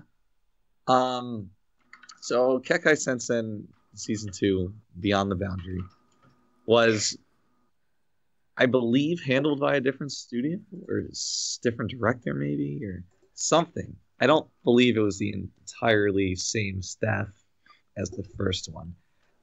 And I do think that this shows the first, it abandons any sense of having an overarching story throughout the entire run that the first one had, and it also abandons any of the kind of slower, more emotional moments that punctuated the first season, which I were things that I really liked. But instead, it's the same studio. Maybe it's just the same everyone. I don't know. Instead, there's a lot more just episodic, upbeat, more fun episodes. And I actually felt that the season was better paced for it. I watched all this within a 24-hour period. Holy shit. Yeah. And it's not that I felt an obligation to finish it. I just wanted to start it. And as it turns out, I really liked it. I kept going. And I really liked the first season, too. But I remember the first season because of those like emotional highlights. And there were some episodes that were kind of a drag. Whereas this season didn't have any episodes that I didn't like so much. Everything was good, but nothing stood out. So it was much shorter peaks, but more consistent. Aside from those kind of changes in reception, the rest of the show stylistically and space stylistically is exactly the same. So it's not a big departure there, which I'm more than happy for. And you know what? I really wasn't all that invested in the plot of the original. So if they're going to abandon that, like, that's fine. I just like having these interesting, offbeat little stories. Because the scenarios that they come up with are always just kind of novel in a certain way. Not that it's doing like something entirely original, but they'll take something that's a bit of old hat and kind of come at it with a fresh set of eyes. So that's appreciated, and it really made marathoning it just all the more easy. I'm getting to the end of one of my drinks here. It's getting a bit harder to talk. But I would say that overall, this is probably on par with the first season, which is really all I could ask. I gave the original an 8, gave this an 8. Very happy with both of them. It feels like and I don't mean this in a meme way, but it feels like a different breed of anime from a lot of shows. It's just a bit more aware, or maybe mature, in how it wants to handle its characters and its plots and stuff. It's not sophisticated, and it's not complex, but it's got a bit more know-how put behind it. My favorite episode of this season was when the one side character who's like a mercenary agent, has like this big mission that she has to go on, and it's like super dangerous, but at the same time it's also Parents' Day at her kid's school.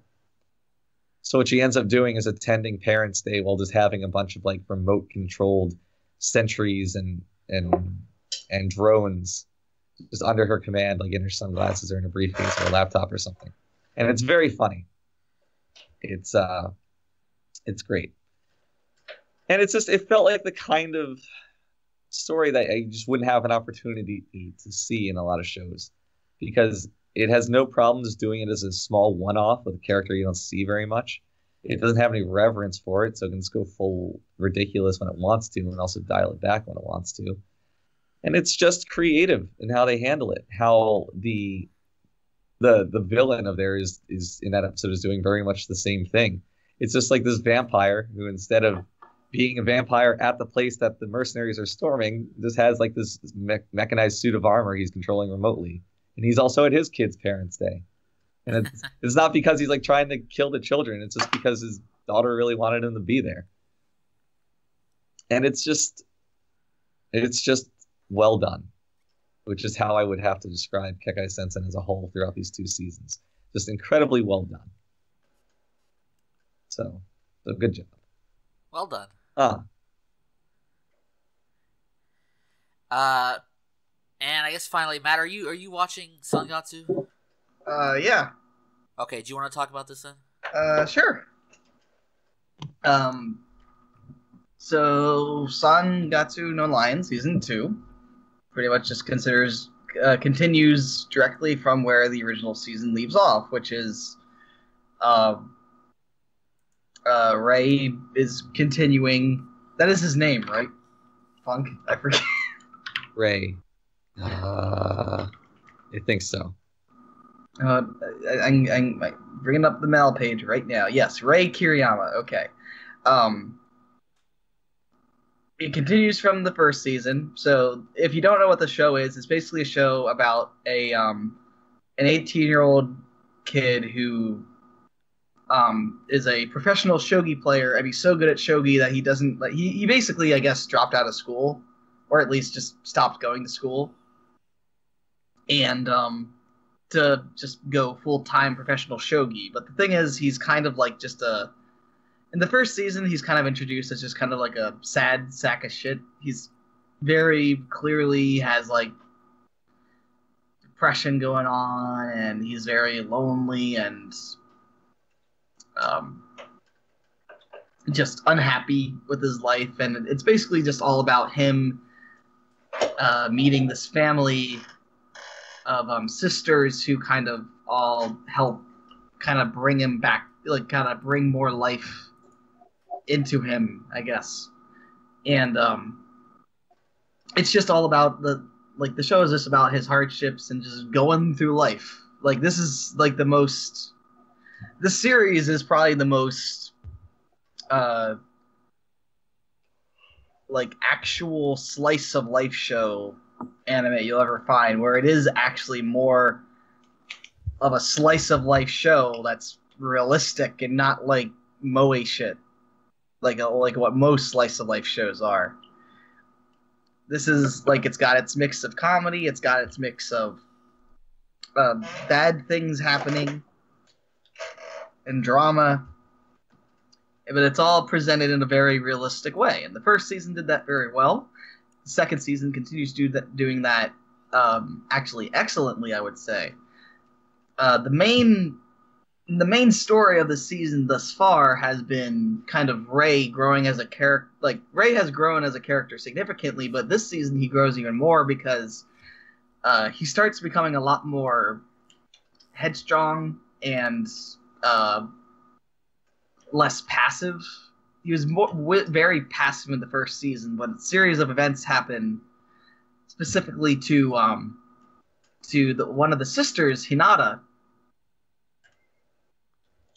Basically, there's a bullying problem happening at her school. And after Hinata tries to help out one of the girls in class, the girls then start to target her. The bullies in her class start to target her, and then she gets singled out. She starts to be feeling the same effects of the bullying that the other girl did. And Ray is basically doing everything he can to help her out. And up to and including bullying the bullies?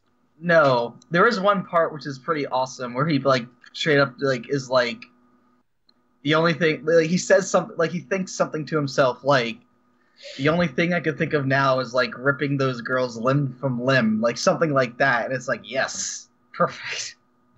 This is great. The way Ray changed it, this is where the character development of Kiriyama is very clear, because he's gone from much less of a passive, just kind of whatever, kind of depressed sad sack to these people are important to me and I want to help them now. And it is very heartwarming. There's one episode in particular of this whole bullying arc where everything kind of, I guess where she finally reveals that she's being bullied and stuff. And the way, the payoff in this episode when she finally reveals it and then her family talks to her and everything, it's incredibly, it's bittersweet, but also just very heartwarming. And it's made even more effective by Shaft just going all out with the animation, with one of the most beautifully animated scenes I've ever seen I've seen this year. It's great. It's so amazing looking how much effort they put into this small little section of the episode. But yeah, the show continues to be great. It continues to develop all the characters in ways that the first season didn't even do. Especially with Nikaido, who throughout the show he's more of this kind of joke character. He's just this pudgy little rival for Kiriyama, but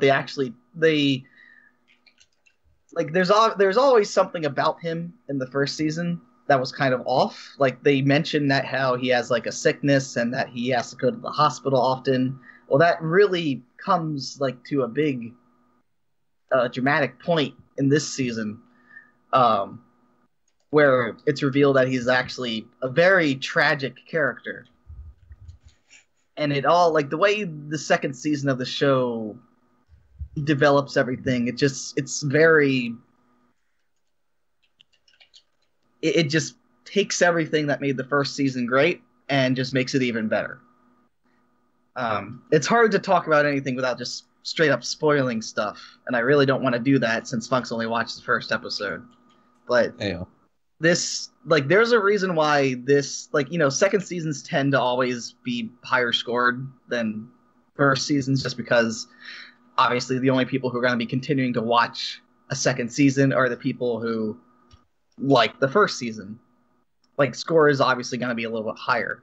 But there's a reason why the first season of the show of Sangatsu no Lion is a 8.3 something, and the second season is an 8.80, which is a pretty massive jump. And it's because this is straight up one of the best shows of the year. It's just really fantastic, and perfectly captures all the a lot of very dramatic and realistic aspects of life. It's great.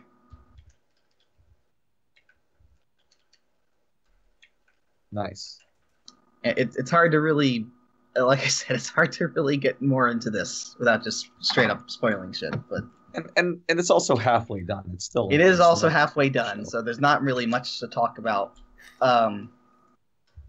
It is also I also have not actually watched episodes 10 or 11 yet, but this show is it's just fantastic. It's really good. All right. Were there any other shows anyone wanted to talk about from this season? I want to talk about 2-Car again. I'm trying to think. The only other show on this list was Juni Taisen. That was kind of Frank's baby. I watched it. It was not great.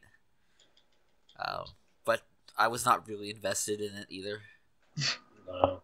It was probably the most boring, like, battle royale show you could possibly come up with. Is it a murder game? What's that? Yeah, it kind of is, yeah.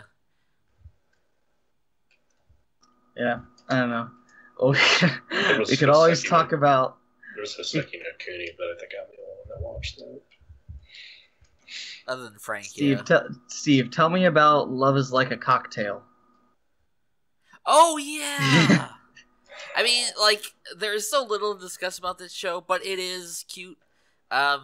You could also take the very, like, sarcastic look at it and say it's about this guy who is only continuing to fuel his wife's alcohol addiction by making her cocktails every single episode.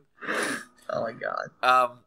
But yeah, it's kind of like, it's just this cute show about this husband and wife. Yeah. And every episode has, like, a recipe about the drink they make in it. And the only notable part about the show that I really liked was the 2-episode arc, quote unquote, where they show how those two characters met. I thought that was really sweet. Yeah, it was cute. It was cute, but it was also just kind of bare bones and kind of dumb. Yeah, like, she was cute though. She was very cute. She's already taken, so she can't be a wife. Show about alcohol sounds like a show for me. Not anymore, Kenny. Yeah, no. It was been the perfect show for old Kenny. Yeah, old Kenny. Now it's the perfect show for current funk. I kind of miss all the shorts. It feels like there haven't been any like 2 or 3 or 5 minute shorts lately, and I kind of miss these kind of shows. Honestly, when are we gonna get another Marshmallow show? When are we gonna get another fucking Galco? Yeah. Oh, my wife is the student council president. Oh, That's another good one. Although that got 2 seasons already, so That needs a third.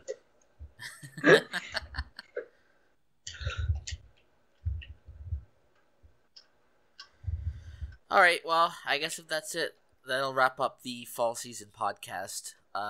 You can definitely look forward to 2 weeks from now when we're back with our end of the year awards. That's always fun. yeah, maybe So- Frank so- will deign so- himself so- to show up.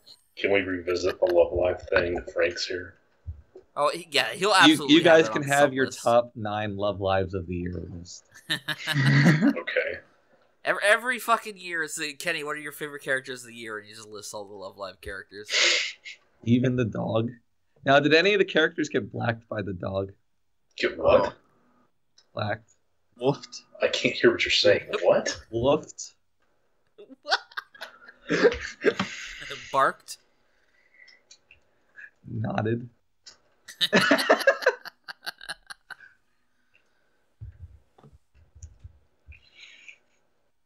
All right. Good night, everyone. Good night. Bye, guys. See you at the end of the year podcast. Coming Till next then, year. bye-bye.